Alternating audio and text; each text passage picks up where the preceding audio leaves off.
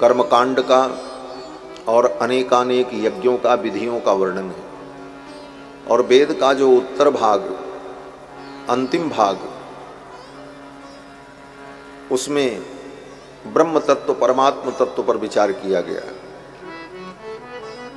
परमात्मा कौन, भगवान किसे कहते हैं, ब्रह्म परमात्मा का स्वरूप क्या है, इन विषयों का विचार उपनिषद में, वेदांत में किया जाता है। और वेदांत को वेद का शीर्ष भाग माना जाता है। और उस वेदांत के शीर्ष भाग में परमात्मा प्रकाशित होते हैं। इसीलिए भगवान का एक नाम है वेदांत वेद्य। वेदांत के द्वारा जो वेद्य हैं, जाने जाते हैं। वेद वेदांत वेद्याय मेघश्यामल मूर्तये पुंसाम मोहन रूपाय पुण्यश्लोकाय मंगलम। जो भगवान वेद वेदांत के द्वारा वेद्य हैं, पुण्य श्लोक हैं, जिनकी चर्चा, जिनका नाम, जिनकी कथा पुण्यदायिनी है, ऐसे पुण्य श्लोक भगवान श्री गोविंद की मंगलमयी चर्चा हम सभी लोग श्रवण कर रहे हैं। और ये भागवत वेदांत का सार है। सर्व वेदांत सारम ही श्री भागवत मिष्यते। कुछ आचार्य विद्वानों ने यह भी स्वीकार किया है कि वेदों की जो जननी है, माँ है, गायत्री, उस गायत्री का ही ये व्याख्यान श्रीमद् भागवत महापुराण है। गायत्री भाष्य भूतोसौ अष्टादश संगीतः। 18,000 श्लोकों में वेद व्यास जी ने गायत्री मंत्र के पद की ही व्याख्या की है। गायत्री मंत्र के द्वारा जिस ब्रह्म का, परमात्मा का प्रतिपादन होता है, उसी का विवरण, विशेष विचार श्रीमद् भागवत महापुराण है। भगवान अनंत करुणा वरुणालय, अनंत गुण गण निलय हो करके भी अपने धाम में और वैकुंठ में विराजमान रहे हैं, तो वे भगवान भक्तों के लिए उपयोगी नहीं हो पाते। भगवान सर्वगुण संपन्न हैं, लेकिन वो सदा वैकुंठ में ही रहें, तो उन भगवान की उपयोगिता जीव की दृष्टि में समाप्त हो जाएगी। जैसे कोई बहुत कीमती वस्तु हो, लेकिन वो दुर्लभ हो, तो उस वस्तु का हमारे जीवन में कोई महत्व नहीं रह जाता। कोहिनूर हीरा बड़ा बेशकीमती है, लेकिन किसी को मिलेगा ही नहीं, दुर्लभ, तो उसके बिना किसी का काम कोई रुका है? सब काम चल रहा है। जो वस्तु अत्यंत दुर्लभ हो जाती है, उस वस्तु का हमारे जीवन में महत्व समाप्त हो जाता है। भगवान भी वैकुंठ में विराजमान रहें और जीवों के लिए सदा दुर्लभ ही बने रहें, तो भगवान का फिर कोई मतलब नहीं होगा। उन भगवान को पाने के लिए, उनके दर्शन के लिए जो लालसा है, वह लालसा भी समाप्त हो जाए। क्यों बोले? जो मिलेंगे ही नहीं, उनसे मिलना ही मुश्किल है। यह भावना आ जाने पर वह जो उत्कंठा है, भगवत प्राप्ति की लालसा है, वह उत्कंठा भी समाप्त हो जाए। इसीलिए भगवान अपनी दुर्लभता त्याग कर इस धरामंडल पर नर रूप में मनुष्यों के बीच में भगवान अवतार लेकर के विविध लीलाएं करते हैं कि संसार के प्राणियों के लिए मैं सुलभ हो जाऊं। भगवान सुलभ होने के लिए ही अवतार लेते हैं। रावणादि असुरों का संहार और भी अनेकानेक जो कार्य हैं, वो अंगभूत कार्य हैं। प्रधान कार्य भगवान के अवतार का यही है कि भगवान अवतार लेकर सबके लिए सुलभ हो जाते हैं। जिन भगवान को बड़े बड़े ज्ञानी, विद्वान, तपस्वी, मनीषी अपनी योग साधना के द्वारा जिनका अनुभव करते हैं वही भगवान जब अवतार लेकर सरल और सुलभ हो जाते हैं तो कोल भील भी उनका दर्शन करते हैं, बंदर भालू भी उनका दर्शन कर लेते हैं, केवट भी उनका दर्शन कर लेता है, गोप ग्वाल बाल भी दर्शन करते हैं, और तो और वृंदावन के गोप ग्वाल बाल तो भगवान से पटका पटकी भी कर लेते हैं, क्योंकि क्रीड़ा होगी तो फिर तो बराबरी की बात होती। इसीलिए भगवान कहते हैं कि बड़े बड़े ज्ञानी विद्वान मुझे ब्रह्म परमात्मा ईश्वर कहते हैं, और ये ब्रजवासी क्या कहते हैं? बोले ब्रजवासी कहते हैं सारो जूठन खवैया, जूठा खाने वाला, सखाओं से छीन करके झपट करके खाने वाले गोविंद।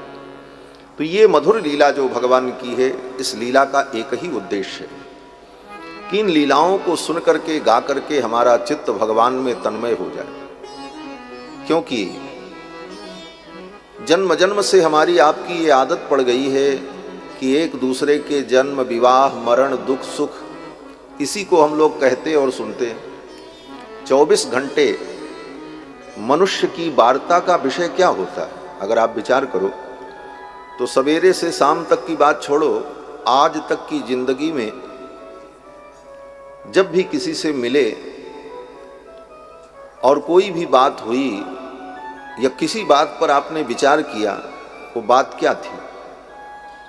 केवल यही तो बात थी, फलाने मर गए, उनको बेटा पैदा हुआ, उनकी ये स्थिति है, हमारी ये स्थिति है। इसके अतिरिक्त कोई विषय बात की है ही नहीं।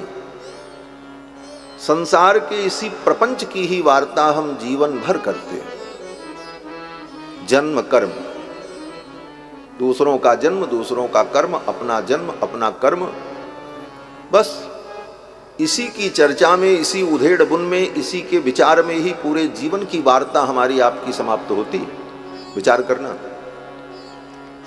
तो भगवान ने विचार किया कि जब जीव की ये आदत पड़ चुकी है जन्म जन्म से,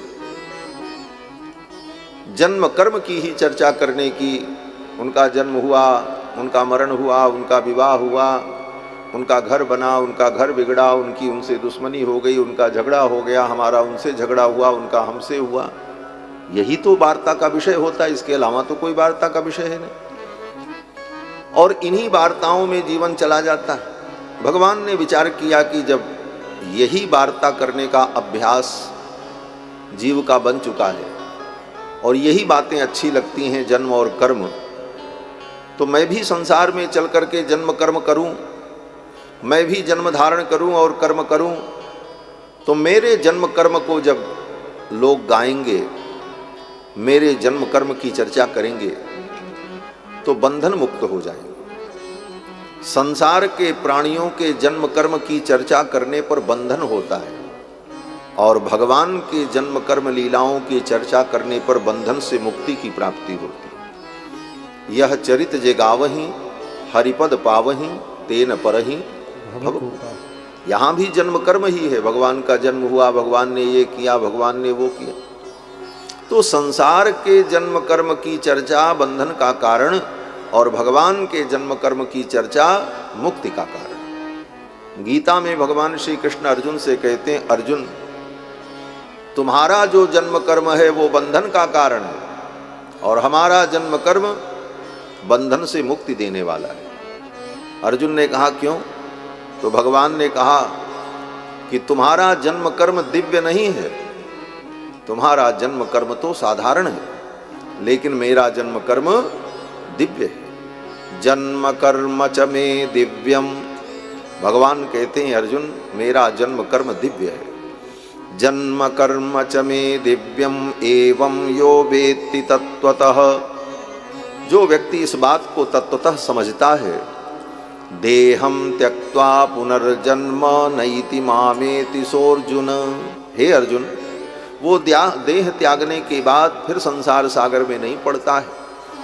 तो भगवान के जन्म कर्म की चर्चा जीव को जन्म कर्म के बंधन से छुड़ा देती है। जन्म कर्म के बंधन से छूटने का उपाय यही है कि संसार के जीवों के जन्म कर्म की चर्चा छोड़कर भगवान के जन्म कर्म की चर्चा करो,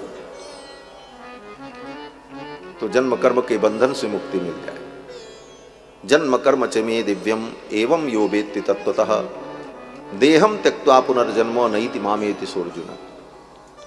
राजा परीक्षित ने सुखदेव जी से कहा कि भगवान, आपने सोमवंश और सूर्यवंश का बड़े विस्तार से वर्णन किया। कथितो वंश विस्तारो भवता सोम सूर्ययोः। सूर्य और चंद्र वंश का आपने बड़े विस्तार से वर्णन किया। राज्ञां चोभयवंशानां चरितं परमाद्भुतम्।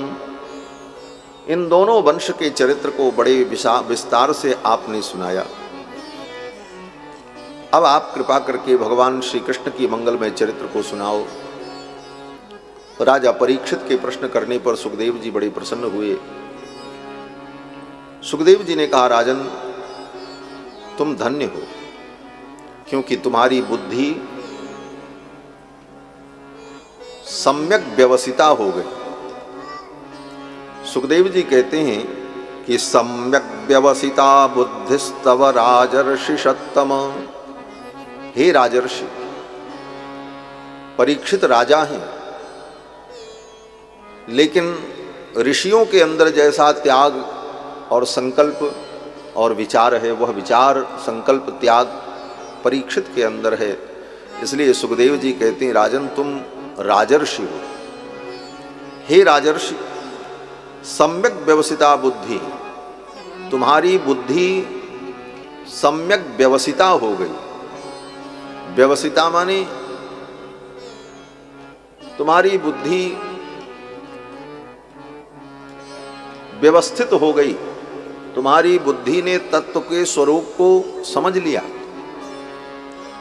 और हे राजन, भगवान श्री हरि के कथा के विषय में प्रश्न करने पर 3 व्यक्ति पवित्र हो जाते हैं। वासुदेव कथा प्रश्न पुरुषान् त्रीणि पुनाति ही वक्तारम पृच्छकम सोत्रस्तत्पाद सलिलम यथा। भगवान वासुदेव की कथा के संदर्भ में प्रश्न करने पर 3 व्यक्ति पवित्र हो जाते हैं। वक्तारम, सुनाने वाला पवित्र हो जाता है। पृच्छकम, पूछने वाला पवित्र हो जाता है। और सुनने वाले जो होते हैं वे भी पवित्र हो जाते हैं। और भगवान तो यहाँ तक कहते हैं कि मत कथा वाचकम नित्यम मत कथा श्रवणे रतम। जो मेरी कथा को सुनाता है और जो मेरी कथा को सुनता है, मत कथा प्रीति मनसम, जो मेरी कथा से प्रेम करता है, ना हम त्यक्षामि तम नरम, ऐसे पुरुष का, ऐसे जीव का मैं कभी त्याग नहीं करता हूँ, मैं उसे अपना बना करके रखता हूँ। भगवान की कथा श्रवण का यही फल है कि भगवान उन भक्तों को अपना मानते। बोले, महाराज, हम तो भगवान को अपना मानते हैं। बोले, आप मानते रहो, आपके मानने से क्या होने वाला है। राम राम सब कहे ठग ठाकुर और चोर। सब कहते हैं राम जी हमारे ही हैं, लेकिन काम तो तब बनेगा जब राम जी कह दें कि तुम हमारे हो।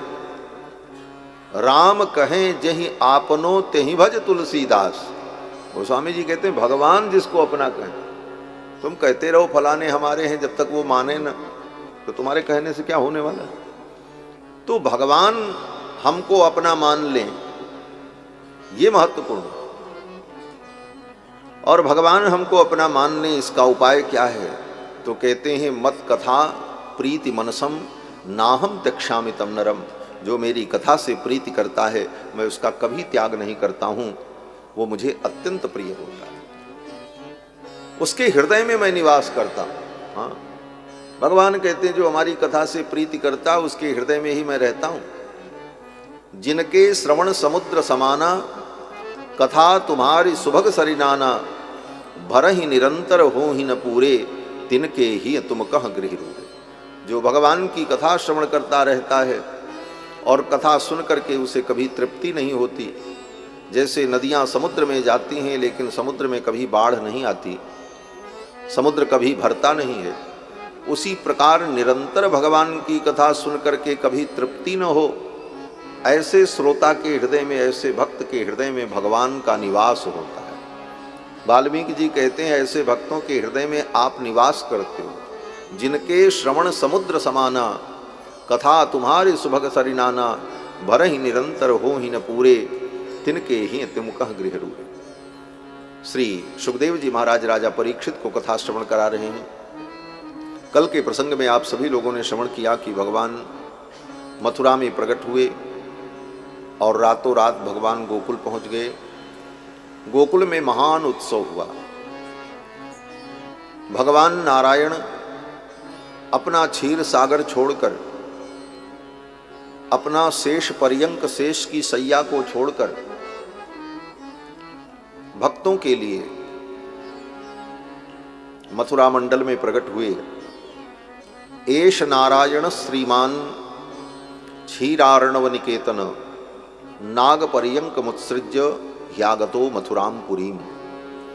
भगवान नारायण ही अपने क्षीर सागर को छोड़कर, शेष पर्यंक को छोड़कर मथुरापुरी में प्रकट हुए और रातों रात गोकुल पहुंच गए। भगवान जब प्रकट हुए तो वो काल बड़ा सुंदर, बड़ा दिव्य था। यद्यपि हम लोग यही सुनते चले आए हैं कि भगवान कृष्ण जब प्रकट हुए तो उस समय घनघोर वर्षा हो रही थी, बिजली चमक रही थी, बादल गरज रहे थे, झींगुर झन्न झन्न बोल रहे थे, मेढक टर टर कर रहे थे, ठंडी हवाएं चल रही थी, वातावरण बड़ा भयावह था। लेकिन यह स्थिति भगवान के जन्म लेने के कुछ क्षण पूर्व थी। वेदव्यास जी कहते हैं जिस समय भगवान का प्रादुर्भाव हुआ मथुरा में कंस के कारागार में, उस समय का जो काल था वह अत्यंत सुंदर हो गया। सुखदेव जी कहते हैं कि अथ सर्वगुणोपेत काल परम शोभन, अथ सर्वगुणोपेत काल परम शोभन। सर्वगुण संपन्न वह काल परम सुंदर हो गया। क्या सुंदरता थी काल की? बोले दिशा प्रसेदुर्गगनम, दिशाएं प्रसन्न हो गई। दसों दिशाएं, पूर्व पश्चिम उत्तर दक्षिण ईशान आग्नेय नैऋत्य वायव्य अधः ऊर्ध्व, ये 10 दिशाएं जो हैं वो दसों दिशाएं प्रफुल्लित हो गई। सुखदेव जी कहते हैं राजन, दिशा प्रसेदुर्गगनम, गगन निर्मल हो गया, बादल हट गए, चंद्रमा का दर्शन होने लगा। चंद्रमा की किरणें पृथ्वी को आह्लादित करने लगी। निर्मलोडुगणोदयम, आकाश में उड़गन दिखाई पड़ने लगे। उड़गन माने तारा, तारे दिखने लगे, आकाश निर्मल हो गया। महीम मंगल भूयिष्ठ, पृथ्वी मंगलमयी हो गई। और नद्यः प्रसन्न सलिला, नदियों का जल निर्मल हो गया। मथुरा मंडल में जमुना जी जो प्रवाहित होती हैं कालिंदी, यद्यपि वर्षा ऋतु में नदी का जल मटमैला होता है, मट्टी बह करके आती है और फेन बुदबुद ये सब नदी में दिखते हैं। लेकिन जिस समय भगवान प्रकट हुए, नद्य प्रसन्न सलिला, नदी का जल प्रसन्न हो गया। जल की निर्मलता का जहां कहीं शास्त्र में उदाहरण दिया जाता है तो प्रसन्न शब्द के द्वारा। जिस प्रसन्न का प्रयोग हम लोग करते हैं, ये प्रसन्न हैं, बड़े प्रसन्न हैं, इनको हमने प्रसन्न कर दिया, तो नदी के जल की निर्मलता का निरूपण जब होता है तो प्रसन्न शब्द के द्वारा होता है। तो कैसी प्रसन्नता? बोले नद्य प्रसन्न सलिला।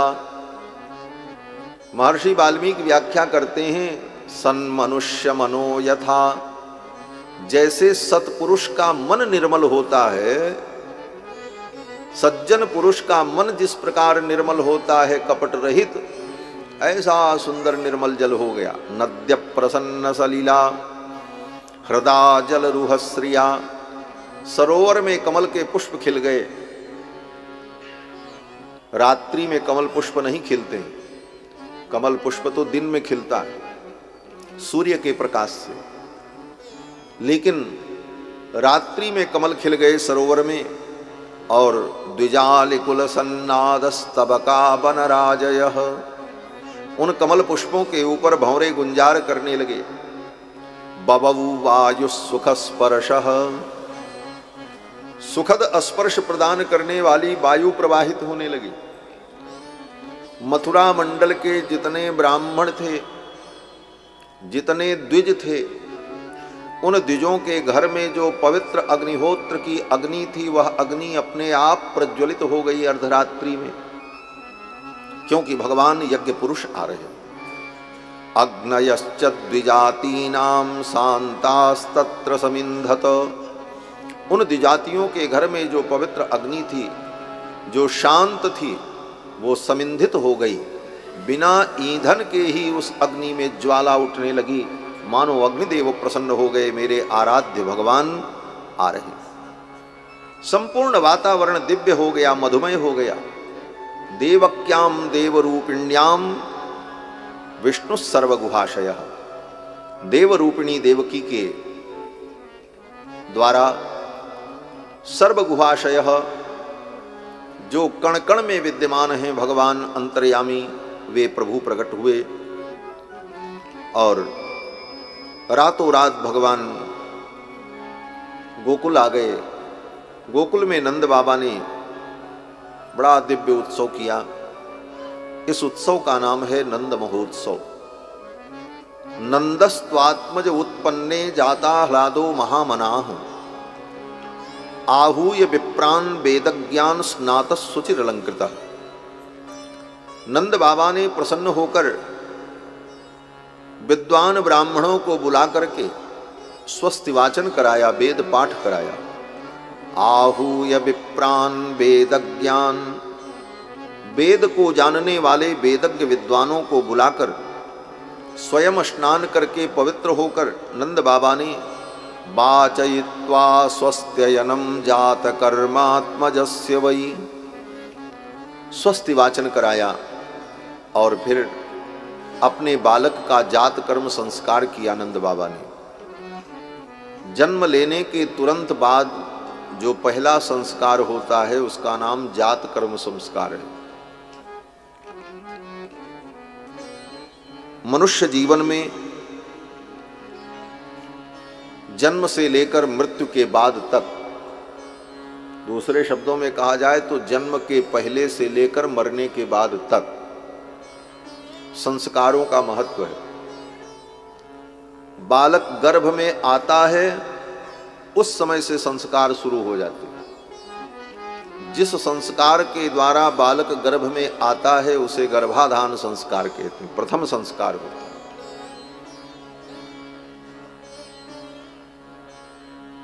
और फिर पुंसवन संस्कार, फिर सीमंतोन्नयन संस्कार, ये तीन संस्कार गर्भ में ही हो जाते हैं। और फिर जब बालक का जन्म होता है तब चौथा संस्कार जात कर्म होता है। आज हम इतने संस्कारहीन हो चुके हैं कि इन संस्कारों का नाम भी लोगों को नहीं मालूम। कहते हैं हम तो हिंदू हैं, हम तो पंडित जी हैं, हम तो तिवारी जी हैं, हम पांडे जी हैं। बने रहो तिवारी पांडे ऐसे, एक भी संस्कार जीवन में नहीं बचा। संस्कारों का लोप हो गया। उन संस्कारों का नाम भी आज व्यक्ति को याद नहीं। हाँ, जो विद्वान लोग हैं, जो परंपरागत महापुरुष हैं, उनके यहाँ ये संस्कार आज भी जीवंत हैं। लेकिन अधिकतम लोगों में इन संस्कारों का लोप हो गया, इसीलिए हम संस्कारहीन हो गए। नंद बाबा को देखो, गोप जाति के, नंद बाबा गोप जाति के, और ये घुमंतु जाति है। कहीं अस्थाई नहीं रहते थे, गायों को लेकर किसी जंगल में रह गए, कभी कहीं रह गए। लेकिन गोप जाति के होकर के भी नंद बाबा संस्कारों के प्रति कितने सजग हैं। ब्राह्मणों को बुलाकर, विद्वानों को बुलाकर विधि पूर्वक अपने बालक का जात कर्म संस्कार किया। वाचयित्वा स्वस्त्ययनम जात कर्मात्मजस्य वै कारयामास विधिवत पितृदेवार्चनम तथा। विधि पूर्वक बालक का जात कर्म संस्कार किया और नांदी मुख श्राद्ध किया, पितृदेवार्चनम तथा। शुभ अवसर पर विवाह, पुत्र का जन्म, यज्ञोपवीत, गृह प्रवेश, इन पवित्र संस्कारों के अवसर पर पितरों के लिए जो श्राद्ध किया जाता है उसको नांदी मुख श्राद्ध कहते हैं। आनंद की वेला में, प्रसन्नता की वेला में जो पितरों का अर्चन होता है उसको नांदी मुख श्राद्ध कहते हैं। अयोध्या में राम जी प्रकट हुए तो दशरथ जी ने भी नांदी मुख श्राद्ध किया और फिर अपने चारों कुमारों का जात कर्म संस्कार किया। गोस्वामी तुलसीदास जी रामायण में लिखते हैं, नांदी मुख श्राद्ध करी जात कर्म सब कीन। रामायण की पंक्तियां केवल पढ़ लें, पुण्य हो जाएगा, बस अब हम धन्य हो गए, इतना ही नहीं। रामायण को बड़े भाव से पढ़कर उन पंक्तियों में कहा क्या गया है यह समझकर जीवन में उतारने की आवश्यकता।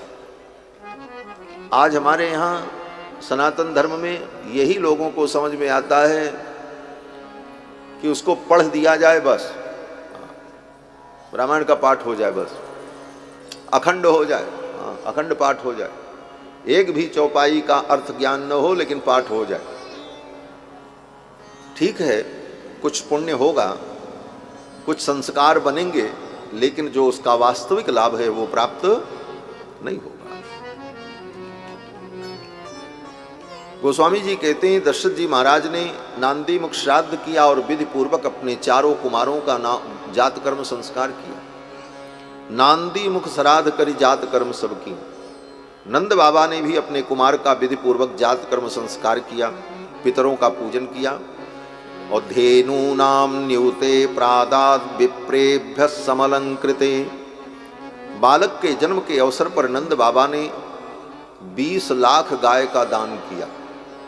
धेनूनाम न्यूते प्रादाद, 20 लाख गायों का दान किया। और तिलाद्रीन सप्तरत्नौघ सातक उम्भाम्बरावृतान। धेनु नाम न्यूते प्रादाद विप्रेभ्य समलंकृते। उन गायों को अलंकृत करके, सजा करके, गायों के सींग में स्वर्ण मंडित करा करके, गाय के खुर में चांदी मढ़वाकर, पीठ पर दुशाला उड़ाकर, दूध देने वाली सबत्सा गौ बछड़े के सहित ऐसी गाय का दान किया। ऐसी गाय नहीं कि महाराज सरजू नहाने गए, डुबकी लगाई और 125 रुपया दे करके पछिया का पूंछ पकड़ के गोदान करके चले आए, बोले महाराज हम गोदान किए ही। वो गोदान किस काम का? जीवन में एक गोदान करो, लेकिन विधि पूर्वक करो, श्रद्धा से करो, विधान से करो और पूर्ण उत्साह के साथ उदारता पूर्वक करो। हम देखते हैं महाराज, हमारी अयोध्या में लोग सरयू स्नान करने जाते हैं, घाट पे पंडा गोदान कराते हैं। हमारे गुरुजी महाराज तो बैठ करके हंसते थे देख करके। वो गोदान कराने वाले महाराज बछिया को सवेरे ले जाए के बांध देंगे महाराज नदी के किनारे ठंडी के दिन में, और जितने लोग गोदान करने आते हैं वो सब संकल्प करने के बाद पानी अच्छा उसी गाय के ऊपर डाल देते हैं। गाय के ऊपर डालें तब हमको पुण्य मिलेगा। बेचारी गाय सवेरे से पानी में भीग कर ठठर कांपती रहती है।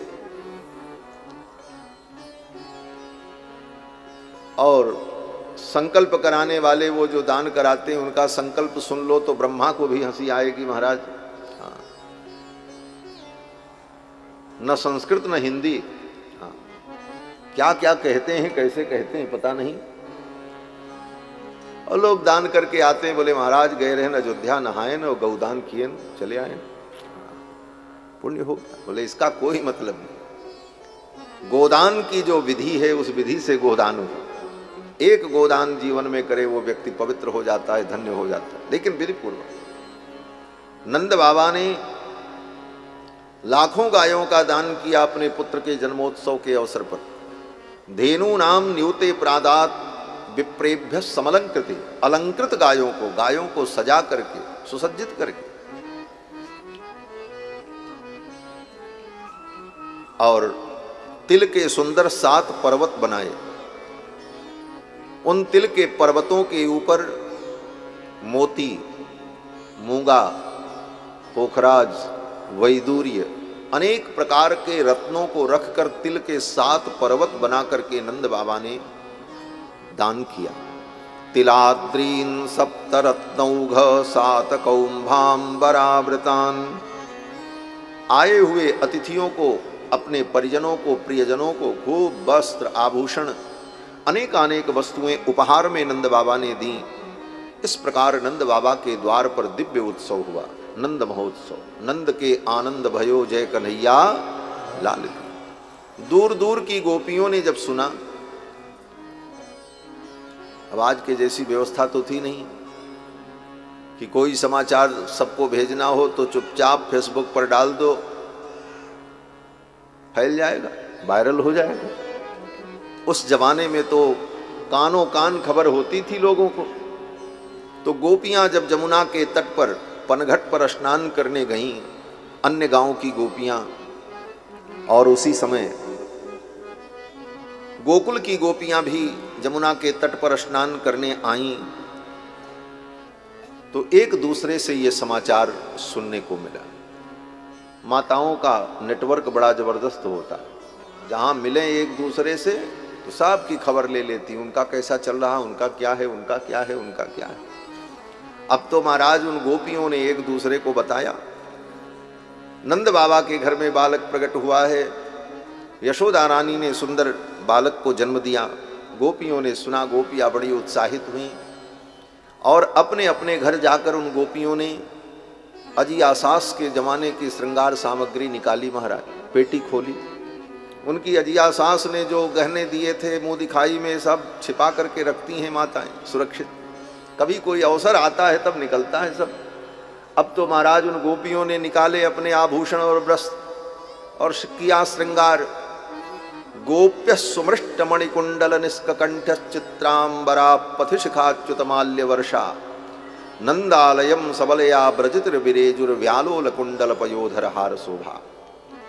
सुखदेव जी कहते हैं, हे राजन, गोपियों ने गोप्य सुमृष्ट मणिकुंडल निष्कंठ, बढ़िया मणिमय कुंडल धारण किया, हाथों में कंगन धारण किया, पैर में पावजेब पहने, कमर में करधनी पहनी, गले में हार धारण किया, घेरदार घाघरा चोली चुनरी ओढ़कर, अपनी वेणी में, अपनी चोटी में मल्लिका के पुष्प को गूंथ कर, सुंदर उपहार की वस्तुओं को लेकर गोपियां नंद बाबा को बधाई देने के लिए तैयार हुई और चल पड़ी। महाराज गोपियों ने अपना बड़ा दिव्य श्रृंगार किया। श्री सुखदेव जी श्रृंगार का वर्णन करते हैं। सुखदेव जी परमहंस हैं। जिन सुखदेव जी के विषय में भागवत में वर्णन है कि जब सुखदेव जी जन्म लेते ही जंगल के लिए चल पड़े, वेद व्यास जी पीछे पीछे दौड़ रहे थे, बेटा रुक जाओ रुक जाओ। सुखदेव जी नहीं रुके, जाकर के समाधि में बैठे। तो जब सुखदेव जी जा रहे थे तो रास्ते में एक तालाब पड़ा, एक सरोवर पड़ा। उस सरोवर में कुछ स्त्रियां स्नान कर रही थी।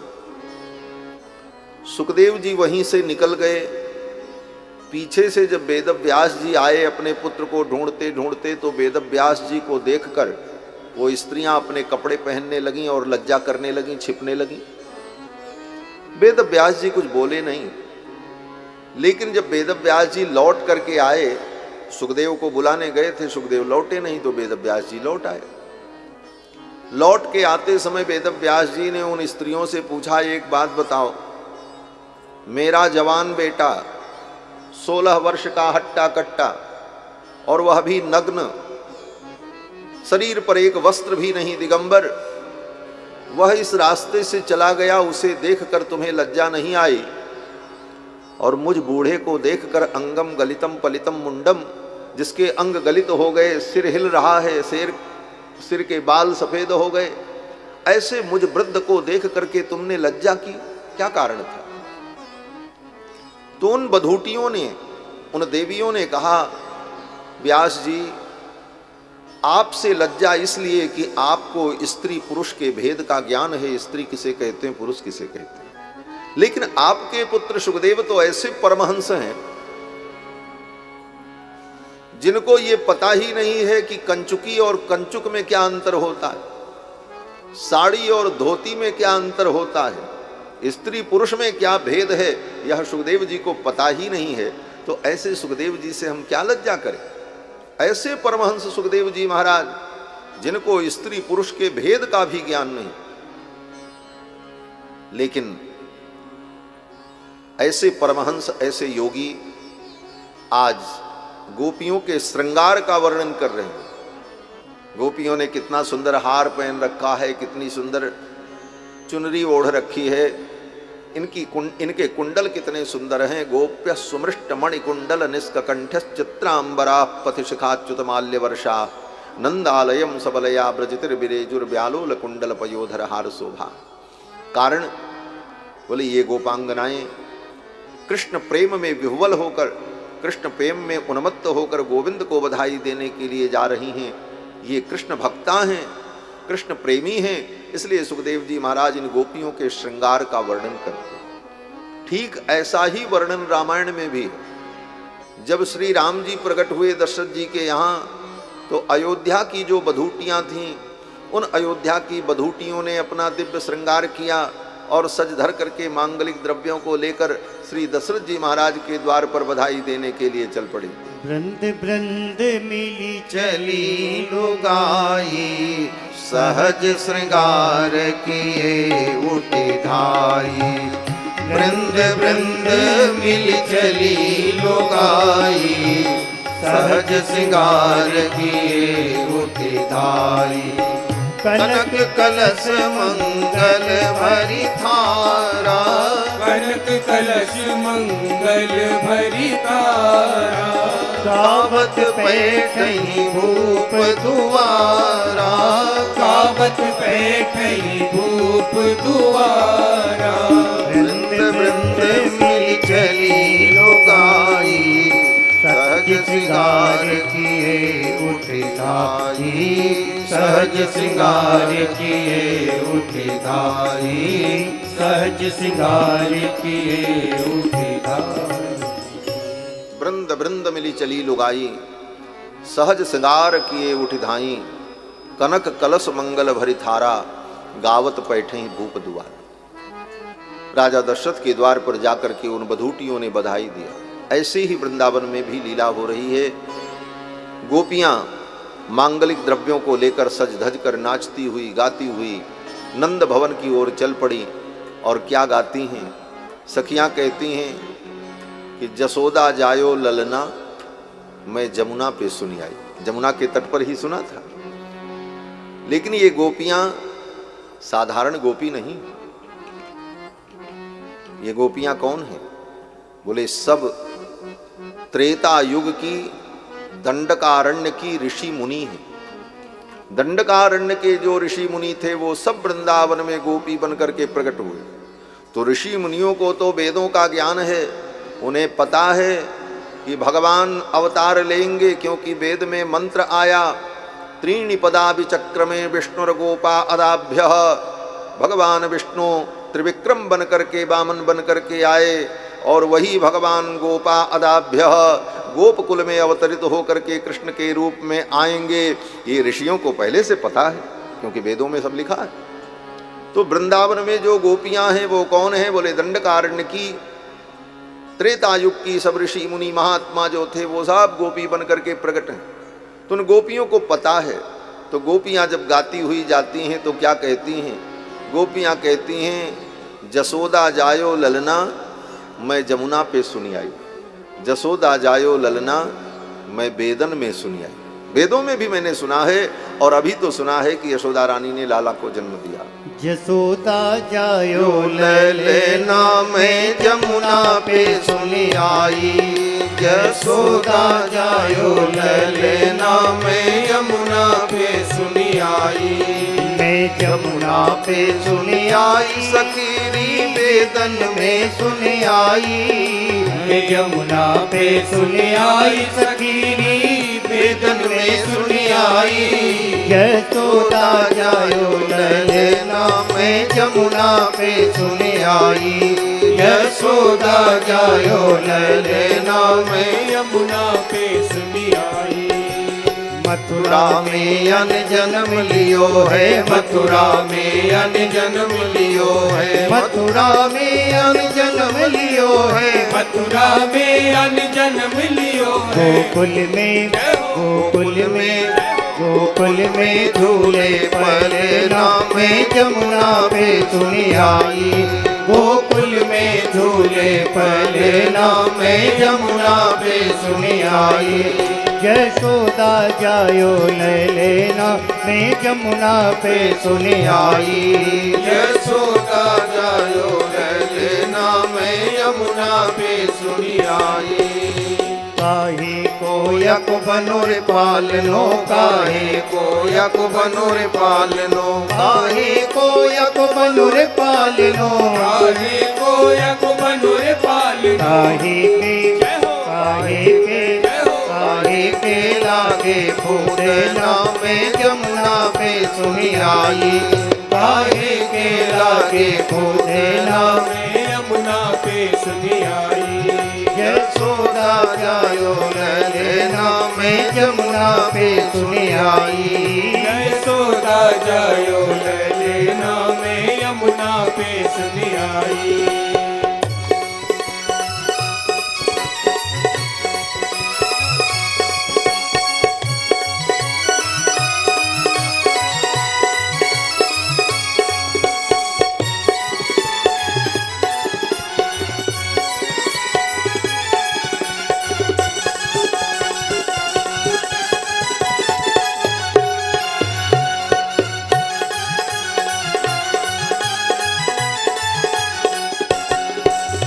रतन जड़ित यक बनोर पालनो, रतन जड़ित यक बनोर पालनो। रतन जड़ित यक बनोर पालनो। रतन जड़ित यक बनोर पालनो। रतन जड़ित यक बनोर पालनो। रतन जड़ित यक बनोर पालनो। रेशम के, रेशम के, रेशम के लागे फूदना में जमुना पे सुनी आई। रेशम के लागे फूदना में जमुना पे सुनी आई। यशोदा जायो ललना में जमुना पे सुनी आई। यशोदा जायो ललना में यमुना पे सुनी आई। चंद्र सखी भज बाल कृष्ण छवि, चंद्र सखी भज बाल कृष्ण छवि। चंद्र सखी भज बाल कृष्ण छवि। चंद्र सखी भज बाल कृष्ण छवि। चंद्र सखी भज बाल कृष्ण छवि। चंद्र सखी भज बाल कृष्ण छवि। जीवे, जीवे, जीवे नंद को ललना में जमुना पे सुनी आई। जीवे नंद को ललना में जमुना पे सुनी आई। यशोदा जायो ललना में जमुना पे सुनी आई।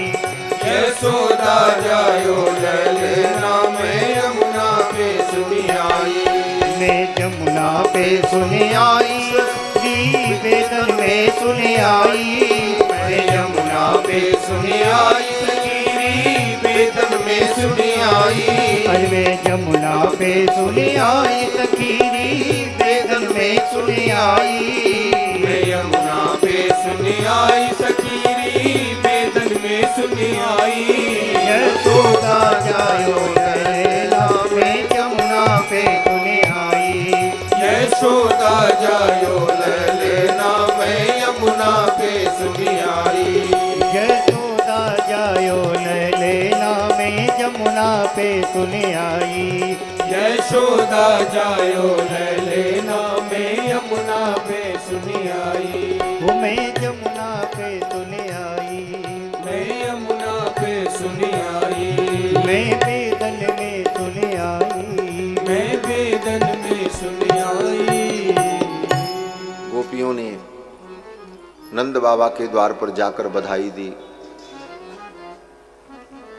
गोपियों ने कहा, हे यशोदा रानी, आपका लाला चिरंजीवी दीर्घायु हो, ता आशिष प्रयुंजानाश्चिरम पाहीति बालकी। गोपियों ने कहा, हे यशोदा रानी, आपका बालक चिरंजीवी हो, दीर्घायु हो। खूब आशीर्वाद दिया गोपियों ने। और हरिद्राचूर्ण तैलाद्भिसिंचन्त्यो जनमुज्जगुः।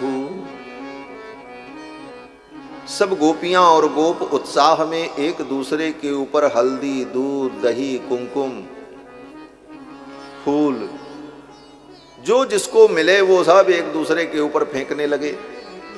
हरिद्राचूर्ण तैलाद्भिसिंचन्त्यो जनमुज्जगुः।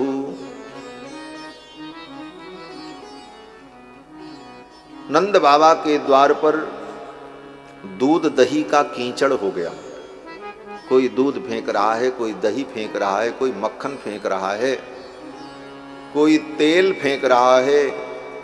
हरिद्राचूर्ण तैलाद्भिः सिंचन्त्यो, सिंचन करने लगे, एक दूसरे को नहलाने लगे महाराज। एक बुढ़िया मैया थी महाराज, 80 वर्ष की बुढ़िया थी, मुख में एक भी दांत नहीं थी, बहुत कम सुन पाती थी। हल्ला मच रहा था, उसने सोचा क्या हुआ, वो जान नहीं पाई। डंडा टेकती हुई आई, चलो चल के पूछें भाई क्या मामला है। तो आकर के खड़ी हुई और पूछने लगी, कहा भयो, माने क्या हुआ। और ज्यों ही वो पूछ रही थी कहा भयो, तब तक एक गोप ने इतना बड़ा मक्खन का लोंदा मारा और धब्ब से उसके मुंह में जाकर के गिरा। फिर तो गोपी को बड़ा आनंद आया। इस प्रकार से अद्भुत आनंद ब्रज में प्रकट हुआ। गोप ग्वाल बालों ने खूब नृत्य किया। नंद बाबा के द्वार पर दूध दही का कीचड़ हो गया, दधि कांदव। फिर तो सब लोगों ने अनेक प्रकार के बाजे बजाए। अवाद्यंत विचित्राणि वादित्राणि महोत्सवे। अवाद्यंत विचित्राणि, बैठ जाओ माता जी तुरंत, ज्यादा देर यहां बतियाओ मत, नहीं तो हमारी कथा बिगड़ जाए, हमारा ध्यान आपकी तरफ जाएगा। रामचंद्र भगवान की जय जय सीताराम। अवाद्यंत विचित्राणि वादित्राणि महोत्सवे। उस महोत्सव में सभी ने विचित्र विचित्र प्रकार के बाजे बजाए। किसी ने ढोल बजाया, नगाड़ा बजाया, बंसी बजाई, काहली बजाई, श्रृंग वाद्य बजाया, और जिसको कुछ नहीं मिला उसने थाली बजाई, कटोरा बजाया, लोटा बजाया। इसीलिए आज भी परंपरा है, बेटा बेटी पैदा होते हैं घर में तो थाली भी बजाना पड़ता, थाली भी बजा लेते। अवाद्यंत विचित्राणि वादित्राणि महोत्सवे। परम आनंद हुआ और ये उत्सव कई दिनों तक चलता रहा। नंद बाबा ने खूब दिया। कितना दिया? बोले आए हुए लोगों को खूब लुटाया। ब्रजवासी कहते हैं नंद बाबा ने दियो इतनो, न बची बछिया छछिया न पिछौरी। घर में एक बछिया भी नहीं बची, सब दान कर दिया। एक पिछौरी भी नहीं बची, कंधे पर रखने वाला गमछा भी नहीं बचा, सब लुटा दिया आनंद। क्यों? बोले परमानंद प्रकट है नंद के आनंद भयो, जय कन्हैया लाल। परमानंद को प्राप्त करके नंद बाबा इतने उत्साहित की खूब लुटाया। नंद बाबा ने दियो इतनो न बची बछिया छछिया न पिछौरी। और यही स्थिति अयोध्या में थी। जब दशरथ जी महाराज के घर में परमानंद सच्चिदानंद भगवान प्रकट हुए तो दशरथ जी महाराज ने भी अपना सब कुछ लुटा दिया। तुलसीदास जी लिखते हैं रामायण में, ले दीन सब काहू सर्वस दान, दीन सब काहू यही पावा राखा नहीं ताहू, यही पावा रखा सर्वस दान दीन सब काहू, सर्वस दान दीन सब काहू, सर्वस दान दीन।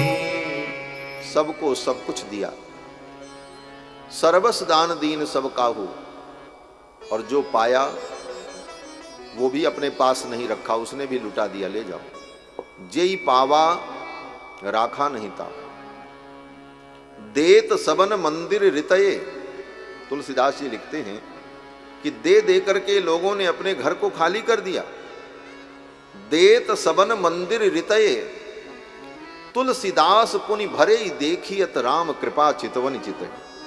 राम जी की ऐसी कृपा बरस रही थी कि लोग घर खाली कर दें, लुटा दें राम जी के उत्सव में, उसके बाद फिर जाकर के देखते तो सब भरा है। तुलसीदास पुनि भरे देखियत राम कृपा चितवन चितये, देत सबन मंदिर रितये। यह आनंद जो त्रेता में हुआ, वही आनंद द्वापर युग में वृंदावन में भगवान कृष्ण के प्राकट्य में। ब्रजवासियों ने बड़ा दिव्य उत्सव मनाया। उसी समय मथुरा में कंस ने अपने अनुचरों को बुलाया। अघासुर, बकासुर, धेनुकासुर, तृणावर्त, केसी, प्रलंबासुर, जितने उसके चंगू मंगू थे सबको बुलाया, विचार विमर्श किया। आकाशवाणी ने कहा था देवकी की 8वीं संतान शत्रु होगी, और देवकी की 8वीं संतान कन्या हुई, वो भी आकाश में चली गई। जाते जाते उस कन्या ने कहा तू मुझे क्या मारेगा, तेरा शत्रु तो ब्रज में कहीं प्रकट हो चुका है। कंस ने कहा कि उस कन्या की बात अगर सत्य माने तो हमारा शत्रु ब्रज में कहीं पैदा हो चुका। कैसे पता लगाया जाए उसको? शत्रु को और रोग को कभी छोटा नहीं समझना चाहिए। शत्रु और रोग कभी छोटा नहीं होता। इसलिए बुद्धिमान व्यक्ति को सदा शत्रु और रोग से सावधान रहना चाहिए। कंस ने कहा उस शत्रु का कैसे पता लगाएं? सेवकों ने कहा महाराज पता लग जाए कि आपका शत्रु कहाँ है और किस घर में पैदा हुआ है तो हम सब मिल करके उसको मार दें। कंस ने कहा यही तो बात है, पता ही नहीं कहाँ है पैदा हुआ। आकाशवाणी में उस कन्या ने तो यही कहा तुम्हारा शत्रु ब्रज में कहीं पैदा हो चुका है। अब ब्रज इतना बड़ा है, इस ब्रज मंडल में कहां किस घर में पैदा हुआ क्या पता, कैसे पता लगाया जाए? कंस के जो सेवक थे बोले महाराज ये तो बड़ा कठिन काम है। उन्हीं में पूतना नाम की एक राक्षसी थी। पूतना ने कहा महाराज पता लगाने की जरूरत नहीं है, पता लगाने में देर हो जाएगी, शत्रु सावधान हो जाए, और हम शत्रु का पता लगाएंगे और ये बात अगर शत्रु को पता लग गई तो फिर शत्रु तो लापता हो जाए, उसको ढूंढना भी मुश्किल। इसलिए जब तक शत्रु सावधान हो उसके पहले हम लोग अपना काम कर लें। कंस ने कहा पता ही नहीं है कि वो कहाँ है तो कैसे क्या करें? पूतना ने कहा महाराज पता लगाने की जरूरत नहीं है, आपका शत्रु ब्रज में अगर कहीं पैदा हुआ होगा तो ज्यादा से ज्यादा 1 महीने का होगा, क्योंकि अभी अभी कन्या ने ये बात कही है 6 दिन पहले, तो ज्यादा से ज्यादा आपका शत्रु 1 महीने 1.5 महीने का होगा। तो 1 महीने के अंदर 2 महीने के अंदर जितने बच्चे पैदा हुए ब्रजमंडल में एक तरफ से सबको मार दिया जाए, उसी में आपका शत्रु भी मर जाएगा। पता लगाने में तो बहुत देर हो जाएगी। कंस ने कहा इतने बच्चों की हम हत्या करेंगे, प्रजा हमारा विरोध करेगी, ये कैसे संभव होगा? पूतना ने कहा महाराज प्रजा को पता ही नहीं चलेगा कि ये काम आपने किया। बोले कैसे? पूतना ने कहा ये कार्य आप मुझे सौंप दो, मुझे अनेक प्रकार की माया का ज्ञान है। माया के द्वारा सुंदर वेश बनाकर, अपने स्तन में विष लगाकर और उन बच्चों की माँ का रूप धारण करके मैं उनके घर में जाऊंगी, कोई पहचान भी नहीं पाएगा, यहाँ तक कि बच्चा भी मुझे अपनी माँ ही समझेगा, और उन बच्चों को एक एक को मैं अपना स्तन पिला करके मार डालूंगी, दूध के साथ विष पी करके मर जाएंगे। कंस ने कहा पूतना ये तेरी योजना तो बड़ी अच्छी है, ये कार्य तू कब से करेगी? पूतना ने कहा महाराज बस कल से ही मैं इस कार्य में लग जाती हूं। कंस ने पूतना को बच्चों की हत्या करने के लिए नियुक्त कर दिया और इधर नंद बाबा ने अपने गोप ग्वाल बालों को बुलाया और कहा देखो भैया हम सब कंस के अधीन हैं, राजा कंस को हम लोग कर देते हैं। नंद बाबा एक जमींदार थे, कंस को कर देते थे। कंस राजा था मथुरा मंडल का। इस वर्ष का वार्षिक कर अभी दिया नहीं गया था। नंद बाबा ने कहा समय पूरा हो गया, कंस के कर का भुगतान अभी हुआ नहीं है। समय से अगर कर का भुगतान नहीं हुआ तो सिपाही सैनिक कर वसूल करने के लिए यहां आएंगे और उनको अगर पता चला कि वसुदेव जी की बड़ी पत्नी रोहिणी मेरे घर में रहती हैं, उनका एक बालक भी है, तो कंस कोई भी अनिष्ट कर सकता है और कंस कोई अनिष्ट करेगा तो हमारे बालक का भी अनिष्ट होगा। गोप ग्वाल वालों ने कहा तो क्या करना चाहिए? नंद बाबा ने कहा सावधानी पूर्वक तुम लोग गोकुल की रक्षा करो और मैं मथुरा जा रहा हूं, कंस को कर दे करके अति शीघ्र लौट करके आऊं। गोप ग्वाल वालों को गोकुल की रक्षा में नियुक्त करके नंद बाबा कंस को कर देने के लिए मथुरा के लिए चल पड़े। गोपान गोकुल रक्षायाम निरूप्य मथुराम गतः नंदः कंसस्य वार्षिक्यम करम दातुम कुरुद्वः। कंस का वार्षिक कर देने के लिए नंद बाबा मथुरा के लिए चल पड़े। मथुरा में आकर के नंद बाबा ने कंस को कर दिया। कर देने के बाद नंद बाबा ने सोचा इतनी दूर जब आए हैं तो वसुदेव जी से मिलने। वसुदेव जी को भी पता चल गया था कि नंद बाबा मथुरा आए हुए हैं किसी कार्य से। वसुदेव जी भी सोच रहे थे नंद बाबा से हमारी भेंट हो जाती तो पुत्रों का समाचार मिल जाता, दो दो बालक मेरे उनके घर में। संयोग बना नंद बाबा का वसुदेव जी से भेंट हुई, नंद बाबा की भेंट हुई वसुदेव जी से। दोनों जब मिले तो नंद बाबा ने वसुदेव जी को सांत्वना दी। दोनों के पिता एक हैं, माताएं केवल अलग अलग। क्षत्रिय कन्या से उत्पन्न जो है वो वसुदेव जी हैं और वैश्य कन्या से जो उत्पन्न है वो नंद बाबा, इनके पिता की जो पत्नी थी।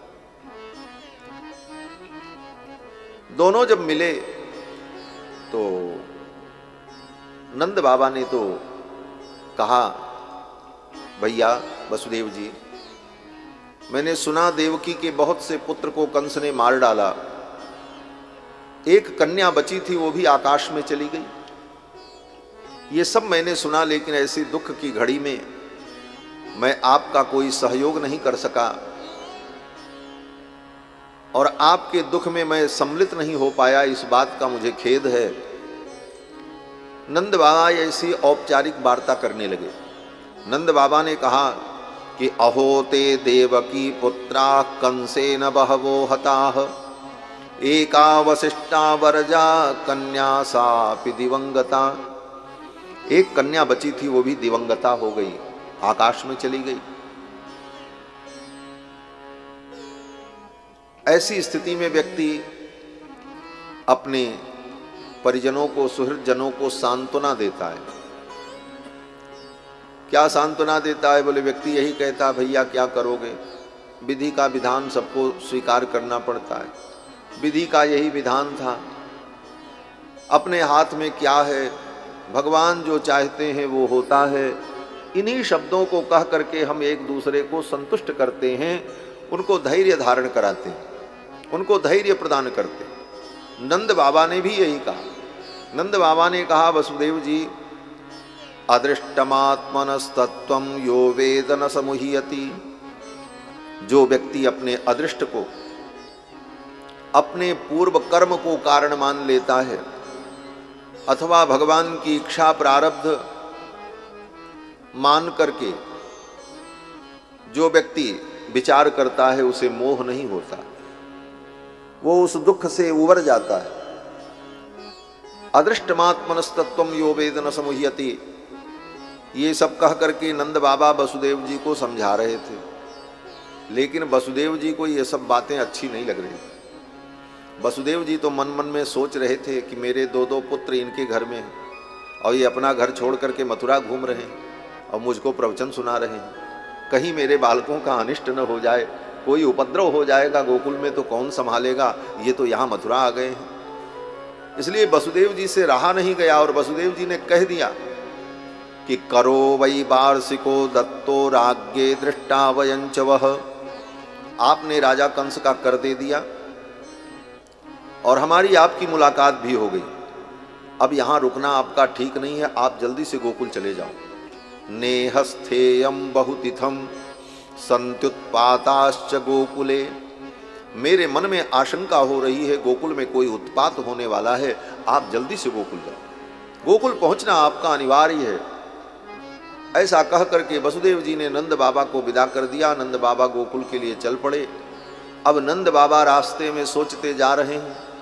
वसुदेव जी ने कहा है, वसुदेव की वाणी कभी झूठी होती नहीं, क्या होगा, कौन सा उपद्रव होगा, यह सोचकर नंद बाबा बड़े चिंतित हो गए। नंद पथि बच सौरेर नाम ऋषेति विचिंतयन। सूरसेन के पुत्र वसुदेव की वाणी कभी मिथ्या नहीं होती, क्या होगा, यह सोचकर नंद बाबा घबराने लगे। और जब मन में व्यथा हुई, बहुत घबराहट हुई, तो नंद बाबा ने अपने मन को शांत करने के लिए भगवान हरि का स्मरण किया। हरिम जगाम शरणम उत्पातागम शंकितः। ये मंत्र है, 5 अक्षर का मंत्र, हरि ही शरणम, बस ये मंत्र बड़ा महत्वपूर्ण है। इस मंत्र की किसी से दीक्षा लेने की भी जरूरत नहीं है और न किसी को दक्षिणा देने की जरूरत है। ये 5 अक्षर का मंत्र ऐसा महामंत्र है महाराज, आपके मन में घबराहट हो, चिंता हो, व्याकुलता हो किसी बात को लेकर, तो चुपचाप मन ही मन इस मंत्र का स्मरण करो, सारी चिंता धीरे धीरे दूर हो जाएगी और जो कुछ होगा अच्छा ही होगा। नंद बाबा भी इसी मंत्र का जप करने लगे। हरिम जगाम शरणम उत्पातागम शंकितः। हरिम जगाम शरणम, हरि शरणम हरि शरणम हरि शरणम हरि शरणम। इसी मंत्र का जप करते हुए नंद बाबा गोकुल के लिए चल पड़े। इस मंत्र का अर्थ क्या है? हरि माने भगवान, शरणम माने रक्षक, भगवान रक्षक। हरि का अर्थ होता है जो हरण कर ले, जो हर ले उसको कहते हैं हरि। क्या हर ले? जो हमारे पाप को, हमारे ताप को, हमारे संताप को, हमारे दुख को हरण कर ले, उसका नाम हरि। हरिर हरति पापानि दुष्ट चित्तैरपि स्मृतः। दुष्ट भाव से भी, सच्चे मन से भगवान का स्मरण न करो, फिर भी अगर आप हरि हरि कहते हो तो भगवान हरि तुम्हारे दुख का हरण करेंगे। हरिर हरति पापानि दुष्ट चित्तैरपि स्मृतः। दुष्ट भाव से भी अगर भगवान का कोई स्मरण करे तो भगवान हरि उसके पाप को, उसके दुख को, उसके क्लेश को हर लेते। इसीलिए भगवान का नाम हरि है। हरि ही शरणम, ऐसे भगवान हरि हमारे रक्षक हैं, शरण हैं। ये मंत्र का अर्थ हुआ और यही जपते हुए नंद बाबा चल पड़े। हरिम जगाम शरणम उत्पातागम शंकिता। और नंद बाबा जब तक गोकुल पहुंचते तब तक पूतना पहुंच गई। कंसेन प्रहिता घोरा पूतना बाल घातिनी। अर्थ तो समझ में आई जागे। कथा को आगे पीछे सुनकर और तब श्लोक को सुने तो अर्थ अपने आप अवगत हो जाता। कंसेन प्रहिता घोरा पूतना बाल घातिनी। सीधा सीधा अर्थ, कंस के द्वारा भेजी गई पूतना, बच्चों को मारने वाली बाल घातिनी, पहुंच गई महाराज गोकुल में। शिशूश्चचार निघ्नन्ति, बच्चों की हत्या करने के लिए। पुरग्राम ब्रजादिषु, गांव में, नंद गांव में, आसपास के गांव में घूमने लगी महाराज। मौके की तलाश करने लगी कि मौका मिले तो कहाँ से मैं काम की शुरुआत करूं। और अपने स्तन में उसने कालकूट विष लगाया।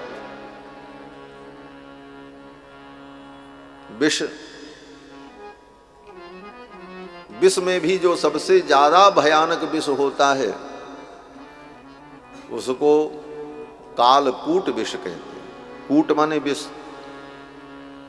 तो कालकूट विष पूतना ने अपने स्तन में लगाया और सुंदर वेश धारण कर लिया माया के द्वारा।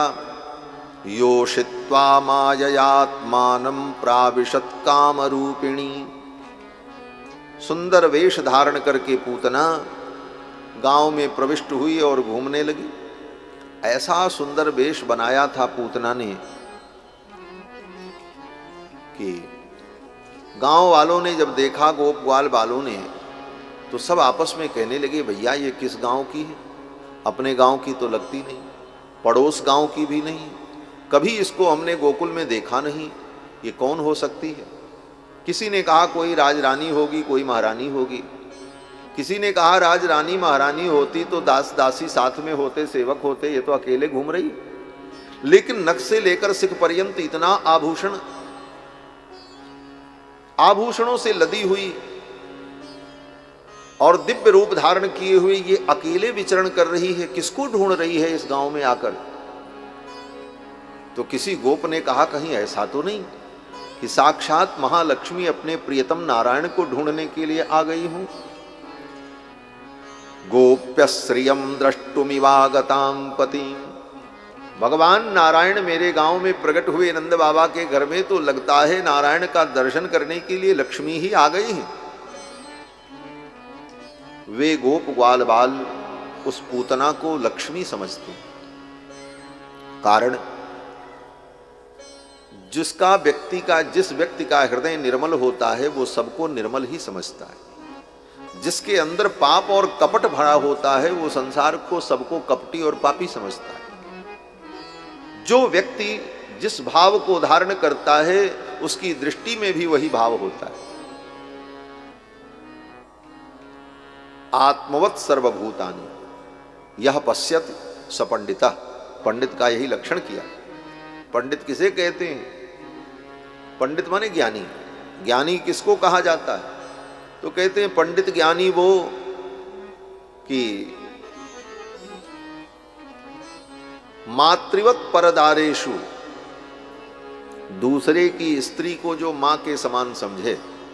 मातृवत परदारेषु परद्रव्येषु लोष्ठवत, दूसरे के धन को मिट्टी के समान समझे।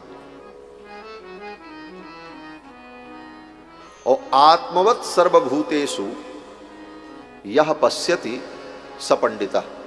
जो अपने ही समान संसार को समझे उसको पंडित कहते हैं। ये पंडित का लक्षण है। एक बच्चा था, बड़ा बदमाश था महाराज। कोई गुरु उसको पढ़ा नहीं पा रहे। एक गुरुजी आए, बोले हम पढ़ाएंगे। हिम्मत की। बड़ा दुष्ट था महाराज। गुरुजी पढ़ाने लगे तो यही श्लोक याद कराया कि रटो। क्या रटो?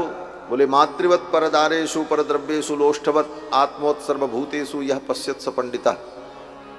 याद कर लिया उसने। गुरुजी ने इसका अर्थ बताना शुरू किया तो उस बदमाश ने कहा ये तो बड़ा बढ़िया श्लोक है गुरुजी। बोले क्यों? बोले इसमें लिखा है मातृवत परदारेषु, दूसरे की पत्नी को अपनी माँ के समान समझो। तो जैसे अभी तक अपनी माँ से पैसा मांग लेते थे, वस्तु मांग लेते थे, वैसे अब सबके घर में जाके मांगेंगे। ये बड़ा बदमाश है ये तो भाई। परद्रव्येषु लोष्ठवत, बोले ये बड़ी अच्छी बात मिल गई हमको। बोले क्या? बोले दूसरे के धन को मिट्टी समझो।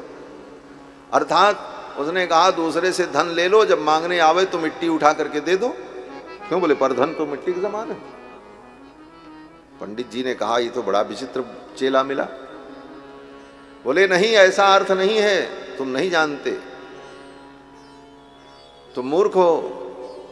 तो उस बच्चे ने कहा महाराज एक बात बताओ, आप पंडित हो? बोले हाँ।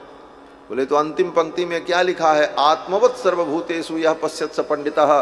जो अपने समान सबको समझे वो पंडित होता है। तो अगर आप पंडित हो तो आप हमको अपने समान समझो, हमको क्या पढ़ाओगे? आप भी पंडित, हम भी पंडित। हाँ, काम खत्म।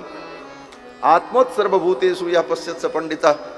तो कुतर्क करने वाले विचित्र विचित्र लोग होते महाराज, लेकिन वो गांव के गोप ग्वाल बाल बड़े सरल थे, बड़े सीधे थे। उन सब ने यही अनुभव किया, अरे साक्षात लक्ष्मी ये तो आ गए। अब तो पूतना सोचने लगी कहां से मैं अपने काम की शुरुआत करूं। इधर भगवान गोविंद बाल कृष्ण लाल सोचने लगे, ये पूतना बच्चों की हत्या करने के लिए आई है और किसी के घर में ये जाएगी, बच्चे को दूध पिलाएगी, बच्चा मर जाएगा, और ये ब्रज के जितने बालक हैं ये सब बड़े होकर के मेरे सखा बनेंगे, इन्हीं के साथ हमको लीला करनी है। भगवान ने विचार किया इन बालकों की रक्षा करनी चाहिए। भगवान ने मन में संकल्प किया, पूतना पहले मेरे पास आ जाती तो मैं इसका काम तमाम कर देता। भगवान ने मन में सोचा, और इधर पूतना पूतना भी सोचने लगी कहाँ से मैं अपने काम की शुरुआत करूं। देखा नंद बाबा के द्वार पर बड़ी भीड़ थी, लोगों का आना जाना लगा था। अभी 6 दिन पहले की ही घटना थी, बालक का जन्म हुआ था। दूर दूर से लोग आ रहे थे बधाई लेकर के, उपहार लेकर के। को प्रविशत को निकसत गृहते, कोई घर में प्रवेश कर रहा है, कोई जा रहा है, कोई आ रहा है। पूतना ने सोचा चलो इसी भीड़ से मैं अपने काम की शुरुआत करूं, और नंद भवन की ओर चल पड़ी। पूतना ने मन में संकल्प किया यहीं से मैं अपने काम की शुरुआत करूं। भगवान गोविंद ने भी मन में कहा, आओ पूतना मौसी, यहीं से मैं भी अपने काम की शुरुआत करूंगा। भगवान का काम क्या है? बोले परित्राणाय साधूनाम विनाशाय च दुष्कृताम। दुष्टों के संहार के लिए ही तो भगवान का अवतार हुआ। भगवान ने कहा यहीं से मैं भी अपने काम की शुरुआत करूंगा। अब तो पूतना सज धज करके नंद भवन में जब प्रविष्ट हुई, भगवान बाल कृष्ण लाल पालना में लेटे हुए थे। पूतना के आते ही भगवान ने अपनी आंखों को बंद कर लिया, पूतना को देखा ही नहीं। विबुध्यताम बालकमारिकाग्रहम चराचरात्मा सनिमीलिते क्षणः। चराचरात्मा भगवान गोविंद ने अपने नेत्रों को बंद कर लिया, पूतना को देखा ही नहीं। भक्तजन कहते हैं कि भगवान के नेत्रों में करुणा और कृपा का निवास है। भगवान ने सोचा पूतना को अगर मैं देखूंगा तो मुझे दया आ जाएगी, करुणा आ जाएगी, फिर इसका वध कैसे होगा, और इसका वध अनिवार्य है। इसलिए भगवान ने अपने करुणा और कृपा के द्वार को ही बंद कर लिया, आंखें बंद कर ली। कुछ भक्तजन कहते हैं भगवान ने इसलिए आंख बंद कर ली कि आंख बंद करके भगवान ध्यान में शंकर जी से वार्ता करने लगे। बोले क्या वार्ता? बोले भगवान कृष्ण शंकर जी से मानो ध्यान में पूछते हैं, भोले बाबा विष पीना आपका काम है और दूध पीना हमारा काम है। और ये पूतना दूध पिलाने आई है और दूध के साथ विष भी पिलाएगी। तो एक काम करो भोले बाबा, आप भी आ जाओ और हम दोनों लोग मिल करके इस भंडारा का आनंद उठाते हैं। विष आप पी लेना और दूध हम पी लेंगे। अरे कहते हैं नहीं नहीं, एक संत कहते हैं कि भगवान ने अपनी आंखों को बंद करके ध्यान में भगवान शंकर से पूछा, भोले बाबा आप विष पीते हो लेकिन विष का आपके ऊपर असर नहीं होता। भगवान शंकर ने विष पिया लेकिन उस विष का भगवान शंकर के ऊपर असर नहीं हुआ। क्यों? बोले विष को कंठ में रोक दिया। जब समुद्र मंथन से विष प्रकट हुआ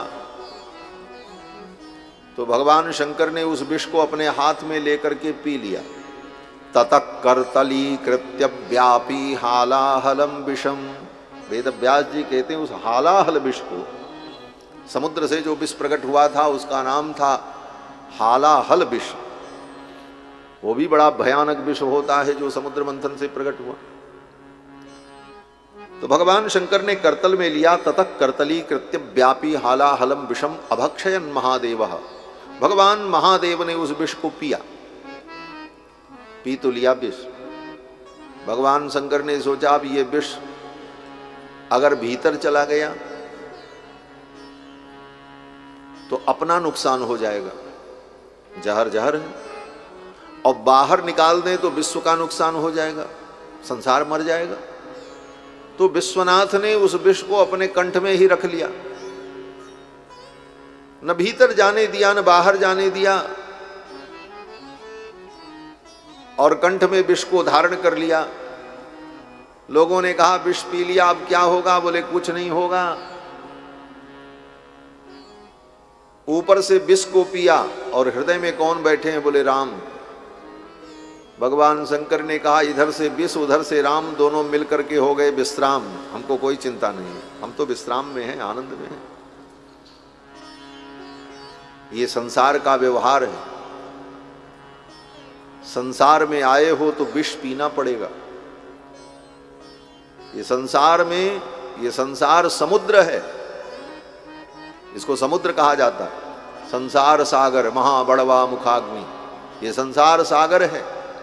समुद्र की क्या विशेषता होती? बोले समुद्र की विशेषता होती है कि समुद्र में पानी तो बहुत होता है लेकिन पीने लायक नहीं होता। ये संसार में देखने के लिए बहुत सुख है लेकिन ये संसार दुख का आलय। समुद्र के तट पर आप खड़े हो जाओ तो एक तट पर आप खड़े हो, वो तट दिखाई पड़ता है लेकिन दूसरा तट नहीं दिखाई पड़ता, पानी ही पानी दिखता। लेकिन दूसरा तट भी होता है, क्योंकि एक तट है इसका मतलब दूसरा भी तट होगा, लेकिन वो दिखता नहीं। यही संसार है। इस संसार में दो तट हैं, एक जीवन एक मृत्यु। जीवन का तट तो हमको आपको दिखाई पड़ता है लेकिन मृत्यु का वो तट नहीं दिखाई पड़ता, मृत्यु को हम नहीं देख पाते। जैसे समुद्र में जल तो बहुत होता है लेकिन पियो तो मुंह का स्वाद बिगड़ जाए, उसी तरह इस संसार में बहुत कुछ है लेकिन इस संसार को अगर तुम पियोगे तो तुम्हारा स्वाद बिगड़ जाएगा, ये मुंह खट्टा कर देगा, जीवन खट्टा कर देगा।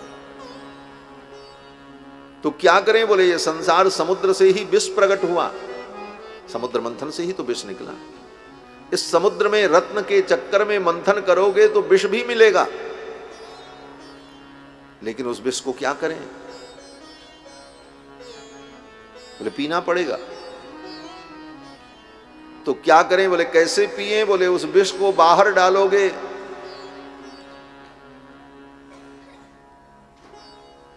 तो बाहर के लोग नष्ट होंगे, इसलिए उस विष को आप अपनी वाणी से बाहर भी मत करो और अपने हृदय में भी मत रखो। हृदय में रखोगे तो तुम्हारा नुकसान होगा, उसे कंठ में ही रहने। भोले बाबा ने जगत के इस विष को पीकर अपने कंठ में धारण किया, न बाहर किया न भीतर किया। भीतर ले जाओगे तो तुम परेशान होगे, बाहर करोगे तो बाहर वाले परेशान होंगे।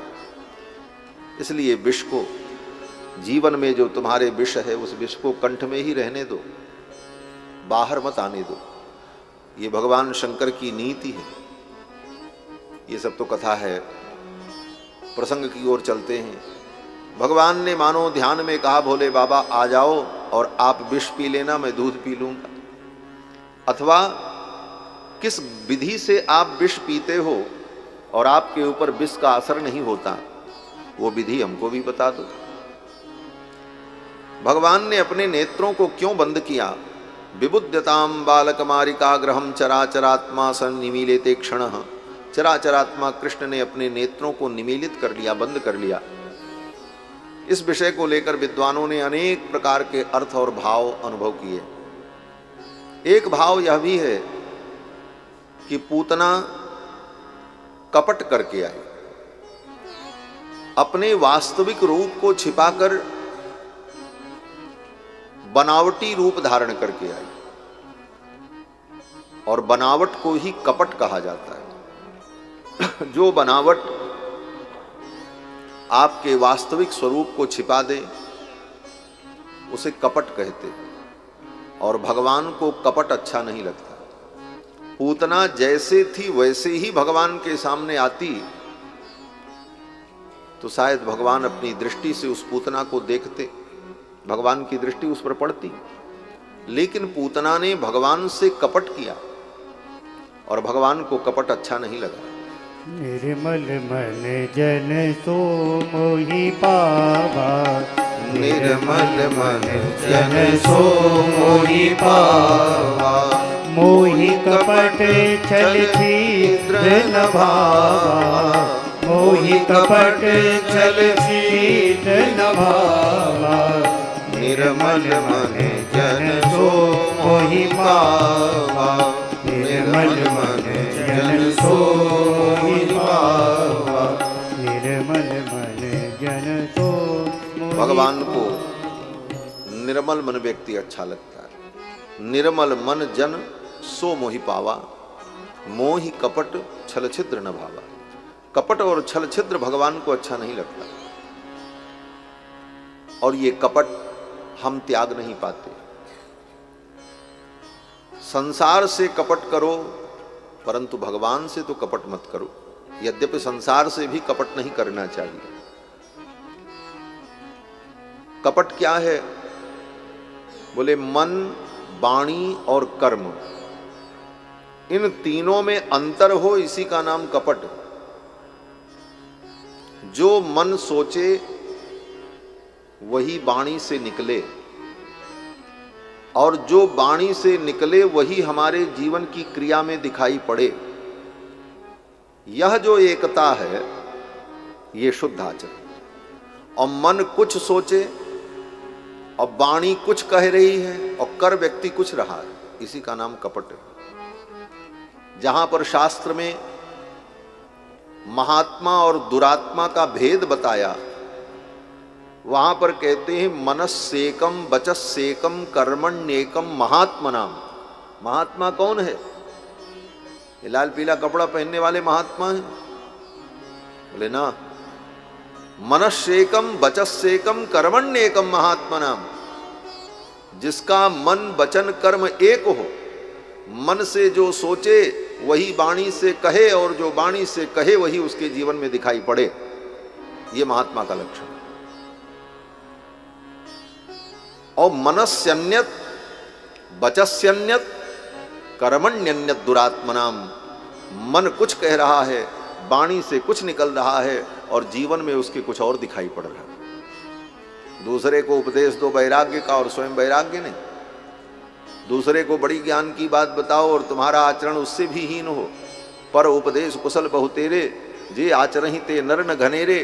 बोले यही कपट। मन वचन कर्म एक हो, ये महात्मा का लक्षण। और मन वचन कर्म में भेद हो, ये दुरात्मा का लक्षण। बाहर बैठो तो बड़ी ज्ञान की बात, और एकांत में जाओ तो तुमसे बड़ा बदमाश कोई नहीं। बोले ये कपट। कितने लोग तो इसमें भी अपनी दुहाई देते हैं, भाई हमारा सामाजिक जीवन अलग है, व्यक्तिगत जीवन अलग है, हमारे व्यक्तिगत जीवन से समाज को क्या लेना देना। बोले तुम धूर्त हो, तुम दुष्ट हो। दो जीवन होता ही नहीं। दो जीवन जीने वाला आदमी अच्छा आदमी नहीं होता। समाज के लिए तुम्हारा दूसरा जीवन है और व्यक्तिगत जीवन तुम्हारा दूसरा है। ऐसा कैसे हो सकता? ऐसा नहीं होता। ये बागजाल है, ये बागाडंबर है, ये वाणी का आडंबर व्यक्ति रच लेता है। मेरे व्यक्तिगत जीवन से दुनिया को क्या लेना देना। हम व्यक्तिगत जीवन में जो कुछ है, समाज में तो हम अच्छे हैं। ऐसा नहीं चलता। दोनों जीवन जिसका एक हो, एकांत का जीवन भी जिसका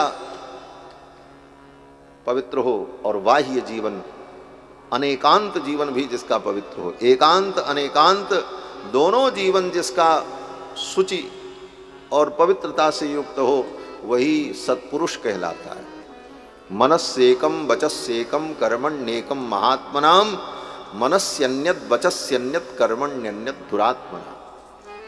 तो ये कपट यही है कि मन कुछ सोच रहा है, वाणी कुछ कह रही। पूतना मन में सोच रही है हम बालकों को मारेंगे, लेकिन क्रिया में क्या दिखाई पड़ रहा है? बोले खूब सज धज करके बड़ी सुंदर शालीन गंभीर बन करके घूम रही है, और वाणी से बड़ा मीठा मधुर भाषण भी कर रही।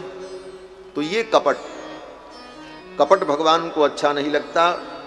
निर्मल मन जन सो मोहि पावा, मोहि कपट छल छिद्र न भावा। कपट माने पर्दा। वो पर्दा जो पर्दा तुम्हारे वास्तविक स्वरूप को ढक दे और बनावटी स्वरूप प्रकट करे, उसका नाम कपट है। और ये कपट का पर्दा जब तक हटेगा नहीं जीवन से, तब तक भगवान का साक्षात्कार नहीं होगा। इसी को कबीरदास जी अपने शब्दों में कहते हैं, घूंघट के पट खोल रे तुम्हें पिया मिले। ये घूंघट का पट क्या खोलना है? कबीरदास की वाणी बड़ी टेढ़ी है। कबीरदास की उल्टी बानी, बरसे कंबल भीजे पानी। कबीरदास की वाणी तो ऐसी है, वो कहते हैं कंबल बरस रहे थे और पानी भीज रहा था। समझो, बुद्धि लगाओ। अटपट ज्ञान कबीर का झटपट लखा न जाए, और जो या को झटपट लखे सब खटपट मिट जाए। कबीर का ज्ञान बड़ा विलक्षण है। कबीरदास जी कहते हैं घूंघट के पट खोल रे, इस अपने कपट के पट को, ये कपट का घूंघट जो तुमने जीवन में बना रखा है, इसको खोलो, तब तुम्हारे मुख को देख कर गोविंद वो प्रियतम प्रसन्न हो, तब वो पति प्रियतम तुमको मिले।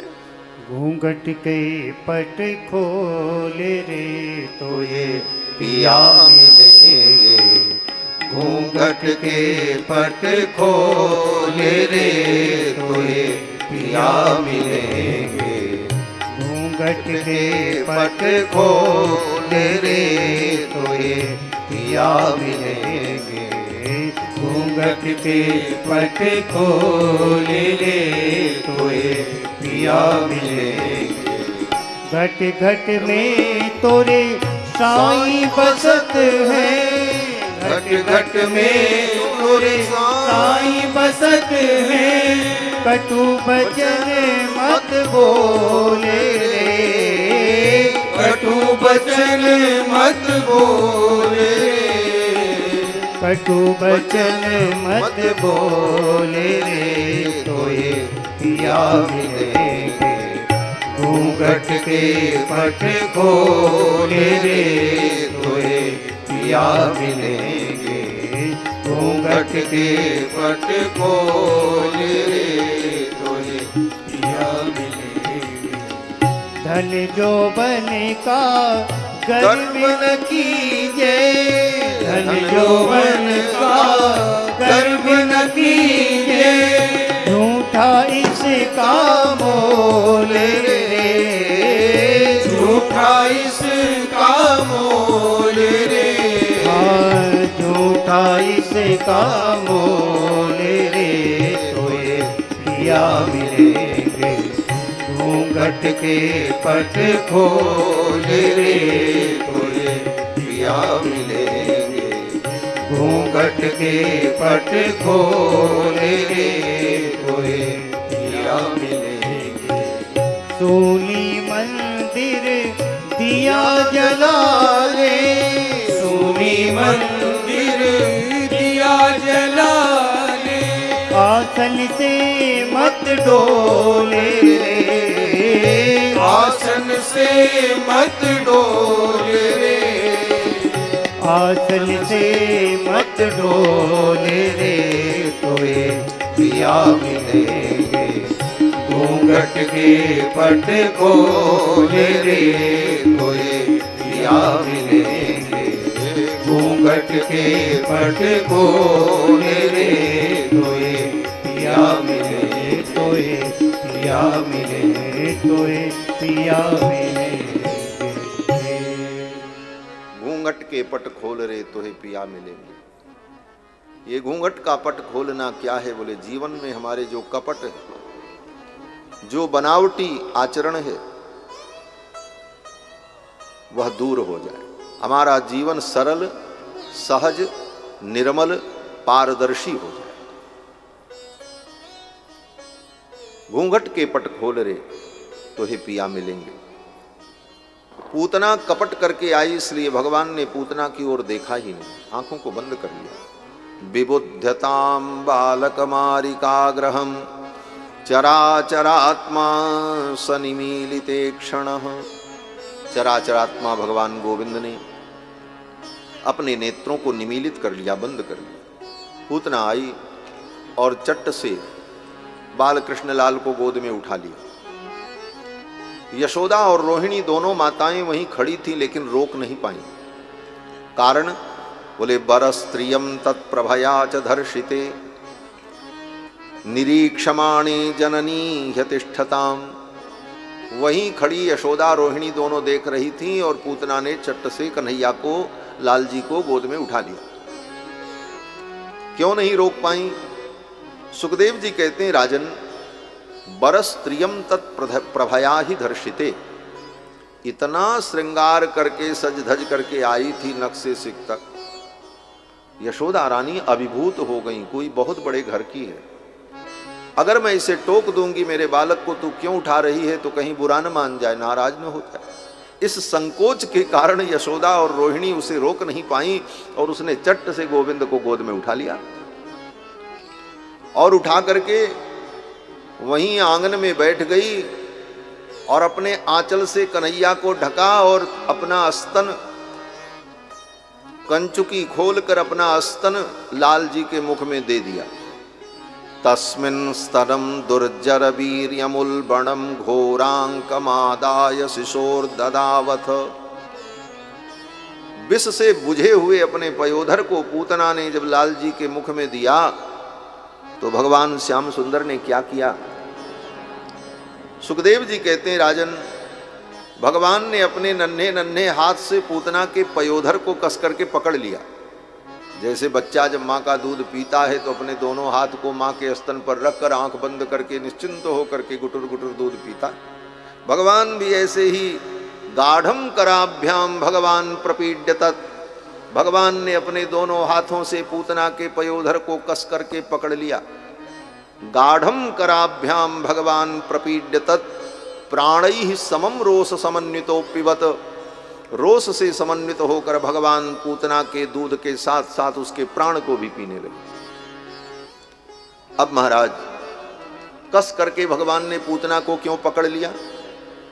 गाढ़म कराभ्याम, गाढ़म माने कस करके, कराभ्याम दोनों हाथों से। भगवान ने पूतना को कस करके इसलिए पकड़ लिया कि जब इसका दूध पीते पीते इसके प्राण को मैं पीऊंगा तो कहीं ये भाग न जाए, और भाग गई तो बच जाएगी, इसलिए भागने न पावे, इसलिए भगवान ने कस करके पकड़ लिया। गाढ़म कराभ्याम भगवान प्रपीड्यतत्। भगवान जब पूतना के दूध को पीने लगे, कुछ देर तो पूतना सहन करती रही, लेकिन जब भगवान प्राण को खींचने लगे, प्राण का भी कर्षण करने लगे, तब पूतना कसमसाने लगी। पहले तो सोचा सहन कर ले, लेकिन अब जब प्राण निकलता है तो बड़ा दुख होता महाराज। जन्मत मरत दुसह दुख होई। जन्म के समय और मृत्यु के समय भयानक दुख होता। जन्म के समय कितना दुख हुआ? बोले माँ को बहुत दुख होता। बोले माँ से ज्यादा उस बच्चे को दुख होता जो पैदा होता। जन्मत, लेकिन वो दुख वो बच्चा भूल जाता है, उसे याद नहीं रहता। और क्यों याद नहीं रहता? ये भगवान की माया है। अगर जन्म के समय का दुख उसे जीवन भर याद रहे तो वो 100 बार कान पकड़ करके उठेगा बैठेगा, हे भगवान अब दुनिया में हमको पैदा मत करना, अब तो आपके चरणों में पहुंच जाएं। वो तो बहुत बड़ा ज्ञानी और भगवत भक्त हो करके मोक्ष मार्ग का पथिक बन जाएगा। और सारा संसार मोक्ष मार्ग का पथिक बन जाए तो ये माया का प्रपंच कैसे चले? इसलिए भगवान की माया ऐसा विचित्र खेल करती है कि वो उसे याद नहीं रहता। और मरते समय कितना दुख हुआ? बोले वो तो मरने वाला जाने, और जो मर के गया वो बताने आता नहीं। ये भी बड़ी समस्या है। तो शास्त्र के आधार पर केवल विचार कर लो, जन्मत मरत दुसह दुख होई, लेकिन वो जब समय आएगा तब अनुभव होगा हर व्यक्ति को। पूतना को अपार कष्ट होने लगा। पूतना ने थोड़ी देर सहन करने की चेष्टा की, लेकिन जब सहन नहीं हुआ तब चिल्लाने लगी। सा मुंच मुंचालमिति प्रभाषिणी। पूतना कहती है मुंच मुंच, छोड़ छोड़। सा मुंच मुंचालमिति प्रभाषिणी। पूतना कहती है पूतना, अरे पूत, अरे बेटे ना, अब छोड़ दे, बस कर। लेकिन भगवान छोड़ते नहीं। पूतना चिल्लाती रही सा मुंच मुंचाल मिति प्रभाषिणी। पूतना कहती मुंच मुंच छोड़ छोड़। भगवान मन ही मन कहते हैं अरे पूतना मौसी हम जल्दी किसी को पकड़ते नहीं, और पकड़ लें तो बिना बैकुंठ पहुंचाए छोड़ते नहीं। तुलसी बाह सपूत की जो धोखे छुई जात, आप निभावत जन्म भर पुत्रन ते कही जात। भगवान कहते हैं अरे पूतना मौसी हम जल्दी किसी को पकड़ते नहीं, और पकड़ लें तो बिना बैकुंठ पहुंचाए छोड़ते नहीं। अब तो पूतना चिल्लाने लगी सा मुंच मुंचालमिति प्रभाषिणी। और यहां तो उल्टा हो गया, पूतना आई थी भगवान को पकड़ने के लिए। पूतना एक ग्रह है। हमारे यहां कर्मकांड के ग्रंथों में इसका वर्णन है। पूतना नाम का एक ग्रह है। पूतना ग्रह बच्चों को, छोटे बच्चे से लेकर, जन्मजात बच्चे से लेकर 11 वर्ष तक के बच्चों को पूतना ग्रह का भय होता है, ऐसा कर्मकांड ग्रंथ में वर्णन है। और पूतना ग्रह किसी बच्चे को लग जाए तो उसकी शांति करनी पड़ती है। और पूतना शांति का जो विधान कर्मकांड होता है, उस पूतना शांति में ब्राह्मण लोग मंत्र पढ़ करके अभिमंत्रित जल का छींटा देते हैं और कहते हैं पूतने मुंच मुंच, अय पूतना तो इस बालक को छोड़ दे, पूतने मुंच मुंच, ये मंत्र पढ़ा जाता है। तो पूतना पकड़ ले तो मंत्र पढ़ना पड़ता है पूतने मुंच मुंच। लेकिन यहाँ तो उल्टा हो गया, पूतना भगवान को नहीं पकड़ पाई, भगवान ने ही पूतना को पकड़ लिया और पूतना ही मंत्र पढ़ने लगी। पूतना कहती मुंच मुंच छोड़ दे छोड़ दे। सा मुंच मुंचालमिति प्रभाषिणी निष्पीड्यमाना अखिल जीव मर्मिणी। पूतना के मर्म मर्म फटने लगे और चिल्लाने लगी छोड़ दे छोड़ दे। भगवान ने कहा अब तो हम छोड़ने वाले नहीं। भगवान जल्दी किसी को पकड़ते नहीं, और पकड़ लें तो फिर कभी छोड़ते नहीं। ये भगवान का स्वभाव है। आए शरण तजहु नहीं ताहू। गोस्वामी तुलसीदास जी कहते हैं भगवान का स्वभाव क्या है। स्वयं भगवान कहते हैं करोड़ों ब्रह्म हत्या लगी हो, लेकिन अगर वो मेरी शरण में आ गया तो फिर मैं उसे जाने नहीं दूंगा, मैं उसका कभी त्याग नहीं करूंगा। कोटि विप्र बध लाग ही जाहू, आए शरण तजहि नहीं। भगवान का ये स्वभाव। पूतना भगवान को छुड़ाने लगी, लेकिन भगवान छोड़ते नहीं। अंत में पूतना ने देखा ये बालक तो मुझे मार डालेगा। भगवान ने भी सोचा चलो आए थे ब्रज में माखन मिश्री खाने के लिए, लेकिन ये पूतना मौसी तो जहर पिला रही है आकर के। भगवान ने सोचा चलो इस जहर को भी हम पूतना मौसी की सेवा मान लेते। क्या सेवा? बोले ये कौन सी सेवा है? जहर पिलाना कोई सेवा है? भगवान ने विचार किया मेरा जन्म हुआ मथुरा में तो मैया देवकी ने हमको जन्म घुट्टी नहीं पिलाई। बच्चा जन्म लेता है तो जन्म घुट्टी पिलाई जाती। अब तो बहुत सारी दवाएं दी जाती हैं, लेकिन पहले नियम था महाराज, पुरानी घुट्टी वैद्य की बनी हुई बच्चों को पिलाना पड़ता था। तो भगवान ने सोचा मैया ने तो घुट्टी पिलाई नहीं, और यहाँ वृंदावन में आए गोकुल में तो यशोदा रानी भी अपने उत्सव में भूल गई, किसी ने हमको घुट्टी नहीं पिलाई।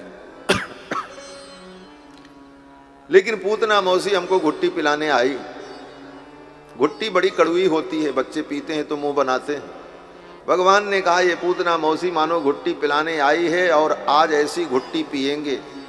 घुट्टी माने जिसमें अनेक औषधियों को मिला करके कड़वी मीठी औषधियों को घोंटा जाए, उसका नाम घुट्टी। भगवान ने कहा आज पूतना के प्राण को, पूतना के पाप को, पूतना के संताप को, पूतना के जन्म जन्म के दुख को, पूतना के दूध को और इसके अस्तर में लगे हुए विष को सबको एक में घोंट करके घुट्टी बना करके पी जाए। और भगवान ने पूतना का दूध पीते पीते पूतना के प्राण का भी जब कर्षण करना प्रारंभ कर दिया तो पूतना जान गई अब तो मैं मर जाऊंगी, और भगवान को लेकर के आकाश में उड़ गई। विशाल रूप धारण कर लिया और भगवान को लेकर के मथुरा की ओर भागी। अब गोप ग्वाल बाल दौड़े, पकड़ो पकड़ो, मारो मारो। पूतना आकाश मार्ग से जा रही है, नीचे लोग दौड़ रहे हैं। भगवान ने देखा ये पूतना तो हमको मथुरा ले जा रही। भगवान ने मन में विचार किया, वाह मेरे मामा जी कितने अच्छे हैं, मेरे लिए कितना सुंदर हेलीकॉप्टर भेजा है। थोड़ा वृंदावन का निरीक्षण कर लें, हवाई सर्वेक्षण कर लें, कहाँ कौन कौन लीला करनी है। और पूतना रूपी हेलीकॉप्टर की स्टीयरिंग तो भगवान ही के हाथ में थी, जिधर घुमावे उधर घूमे। अब तो महाराज कभी पूतना इधर जाए कभी उधर जाए और भगवान उसके छाती से चिपके हुए। पूरे मथुरा मंडल पर, पूरे ब्रज गोकुल में पूतना ऊपर आकाश में घूमती रही भगवान को लेकर। भगवान देखते रहे। अंत में भगवान ने सोचा अब यहीं पूतना का काम तमाम कर देते हैं, और पूतना के संपूर्ण प्राण को भगवान ने खींच लिया। पूतना ऊपर से नीचे गिरी, धम। जहां गिरी पूतना वहां पर आसपास के जितने वृक्ष थे सब ध्वस्त हो गए। सुखदेव जी कहते हैं, राजन पतमानोपि तद्देह स्त्री गभ्यूत्यंतर द्रुमान चूर्णयामास राजेंद्र। हे राजन, सुखदेव जी कथा सुनाते हुए कहते हैं, हे राजेंद्र, ये हमारे जजमान भी राजेंद्र हैं। तो सुखदेव जी कहते हैं कि पतमानोपि तद्देह स्त्री गभ्यूत्यंतर द्रुमान चूर्णयामास राजेंद्र। हे राजन, पूतना जब गिरी आकाश से तो आसपास जितने वृक्ष थे सब ध्वस्त हो गए, चूर चूर हो गए। और पूतना की छाती पर भगवान क्रीड़ा कर रहे थे, लेटे थे। गोप ग्वाल बाल आए, भगवान को उठा लिया, ले जाकर के दिया मैया यशोदा को। यशोदा ने उलट पलट करके देखा, कहीं चोट तो नहीं लगी, खरोच तो नहीं लगी, कहीं कुछ नहीं हुआ था। फिर तो मैया ने और यशोदा रानी ने, रोहिणी ने, दोनों माताओं ने मिलकर के कन्हैया को स्नान कराया। क्यों? बोले राक्षसी ने छू दिया है, अब रोएगा, दूध नहीं पिएगा, इसे नींद नहीं आएगी। और माताओं के मन में तो ये सब भाव होता ही है कि कहीं टोना न लग जाए, कहीं नजर न लग जाए। वात्सल्य के कारण, प्रेम के कारण माताओं के हृदय में ऐसा भाव होता है। दोनों माताओं ने कन्हैया को पहले स्नान कराया। किस चीज से स्नान कराया? सुखदेव जी कहते हैं, गोमूत्रेण स्नापयित्वा, गाय के मूत्र से स्नान कराया। गोमूत्र परम पवित्र होता है। गोमूत्र से स्नान करने पर शरीर के जो पाप हैं वो नष्ट हो जाते हैं। लेकिन ये निष्ठा हो तब संभव है। निष्ठा नहीं है तो व्यक्ति के अंदर, धर्म की निष्ठा नहीं है तो उसे घृणा होगी। हमने देखा है, हमारे पूज्य गुरुदेव भगवान कहीं जाते रहते थे, रास्ते में ऐसे पैदल बतलाते हुए हम लोगों के साथ चलते रहते थे। कहीं सड़क पर खड़ी कोई बछिया, कोई गाय मूत्र का विसर्जन करने लग जाए, गुरुजी देख लें तो तुरंत हाथ लगा करके ऐसे ले करके अपने सिर पे डाल करके पूरे सिर में ऐसे। ये निष्ठा थी। धर्म का आचरण निष्ठा से होता है। ऐसी दृढ़ निष्ठा थी महाराज। तो गोमूत्र से मैया ने कन्हैया को स्नान कराया। गोमूत्रेण स्नापयित्वा पुनर्गोरजसार्भकम, और फिर गाय के चरण की मिट्टी लेकर के कन्हैया के पूरे शरीर में लगाया, शुद्धि के लिए। मिट्टी से ही शरीर शुद्ध होता है। क्यों? बोले ये मिट्टी का ही शरीर है, ये मिट्टी से ही शुद्ध होता है। मृतिके हर में पापम यन्मया दुष्कृतम कृतम। इसीलिए मिट्टी की वस्तु को मिट्टी से शुद्ध किया जाता है। बर्तन भाड़े भी मिट्टी से धुले जाते हैं, क्योंकि वो बर्तन भी तो मिट्टी ही। जितनी धातुएं हैं वो तो पृथ्वी का ही विकार है। तो मिट्टी की वस्तु मिट्टी से ही शुद्ध होती है। ये शरीर भी मिट्टी का है, इसीलिए मिट्टी से शुद्धि का विधान है। शौचादि क्रिया करने के बाद हाथ में मिट्टी लगाओ। आज जिन वस्तुओं का हम उपयोग करते हैं उससे आपका हाथ स्वच्छ तो हो जाएगा लेकिन पवित्र नहीं होगा। साबुन से, केमिकल से आप हाथ धो लो, आपका हाथ स्वच्छ हो जाएगा लेकिन पवित्र नहीं होगा। शौचादि क्रिया करने के बाद जब तक मिट्टी का प्रयोग न हो तब तक हाथ पवित्र नहीं होगा, कोई पवित्र कार्य करने के योग्य नहीं माना जाए, क्योंकि पवित्रता और स्वच्छता में बहुत अंतर है। आज का व्यक्ति स्वच्छता और पवित्रता को एक समझता है, लेकिन दोनों में अंतर है। जो वस्तु स्वच्छ हो वो पवित्र हो कोई जरूरी नहीं, और जो वस्तु पवित्र हो वो स्वच्छ हो कोई जरूरी नहीं, दोनों अलग अलग। पवित्रता का मानक शास्त्र आधारित है और स्वच्छता हमारी बुद्धि और विज्ञान का विषय, दोनों में अंतर है। आपके घर का टॉयलेट क्लीन कर दिया जाए, साफ कर दिया जाए, टाइल्स चमकने लग जाए, जिसमें अपना चेहरा भी दिख जाए, इतनी चमक हो, तो वो आपका वो टॉयलेट स्वच्छ तो है लेकिन पवित्र नहीं है। वहां बैठ करके आप माला नहीं जप सकते। स्वच्छ तो बहुत है, वहां बैठ करके आप रोटी नहीं खा सकते। स्वच्छ इतना है कि चमक रहा है महाराज, सुगंधी आ रही है, इत्र पड़ा हुआ है, चमाचम है, कहीं एक कण भी नहीं, लेकिन वो पवित्र नहीं, स्वच्छ। और गाय की गौशाला, बोले जहां पर गाय गोमूत्र और गोबर करती है वहां गोबर और गोमूत्र की गंध आ रही है, मक्खियां भी हैं, मच्छर भी हैं, धूल भी है, लेकिन गाय की गौशाला परम पवित्र है, वहां बैठ करके आप यज्ञ कर सकते हैं, वहां ध्यान लगा सकते हैं। तो पवित्रता और स्वच्छता में ये अंतर है। आज का व्यक्ति पवित्रता और स्वच्छता एक समझता है। पवित्रता शास्त्र के आधार पर तय होती है और स्वच्छता हमारी बुद्धि का मानक है। हमारी बुद्धि जिस मानक पे उस स्वच्छता को स्वीकार करे। तो पवित्रता शास्त्र सम्मत होती है। शौचादि क्रिया करने के बाद जब तक मिट्टी का स्पर्श हाथ में न हो तब तक हाथ पवित्र नहीं होता। चाहे जितना आप लिक्विड से धो लो, कुछ भी कर लो, वो आपका हाथ भगवान की पूजा और किसी पवित्र कार्य के योग्य नहीं हुआ। क्यों? बोले वो पवित्र भी नहीं हुआ। मृतिके हर में पापम यन्मया दुष्कृतम कृतम, इसलिए मिट्टी का उपयोग करना चाहिए। बोले महाराज आजकल ऐसी व्यवस्था है, मिट्टी का उपयोग करें तो बाथरूम की नाली चौक हो जाएगी, जाम हो जाएगा, कहाँ इतना मिट्टी उपयोग होगा। बोले तो थोड़ी मिट्टी रखो, अपने हिसाब से हाथ को स्वच्छ करने के बाद अंत में एक बार कम से कम थोड़ी सी मिट्टी लगा करके शुद्ध कर लो। शास्त्र की मर्यादा का पालन भी हो जाएगा। हम लोग तो कहीं चलते हैं तो मुल्तानी मिट्टी लेकर के चलते हैं। मुल्तानी मिट्टी बढ़िया पाउडर पतला बनाकर डिब्बे में भर करके, क्यों? बोले शहर में जाएंगे तो सब जगह वही समस्या है। तो उससे हाथ की शुद्धि हो तब आप पूजा पाठ करने के योग्य। आचार विचार का पालन करना ही धर्म है। आप कितना भी वेद पढ़ लो, शास्त्र पढ़ लो, और आचरण नहीं है तो वेद भी आपको पवित्र नहीं कर सकता। आचारहीनम न पुनन्ति वेदाः। देवी भागवत में वेदव्यास जी कहते हैं आचारहीनम न पुनन्ति वेदाः। आचारहीन व्यक्ति को वेद भी पवित्र नहीं कर पाता। आचारहीनम न पुनन्ति वेदाः यद्यप्यधीता सह षड्भिरंगैः।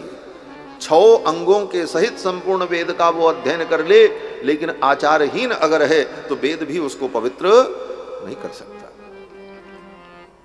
समय आने पर वेद उसे छोड़ करके चले जाते हैं उस आचारहीन व्यक्ति को। किस प्रकार? बोले जैसे पक्षी अपने घोंसले को छोड़ करके उड़ जाते हैं, उसी प्रकार वे वेद भी उसे छोड़ करके चले जाते। आचारहीनम न पुनन्ति वेदाः।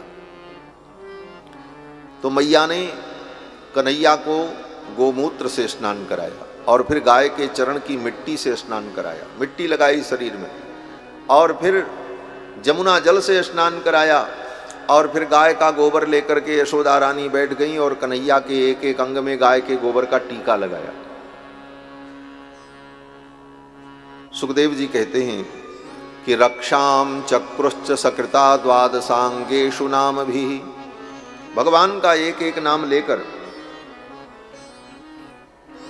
भगवान के तत्तद अंगों में गोबर का टीका लगा करके पूरे शरीर में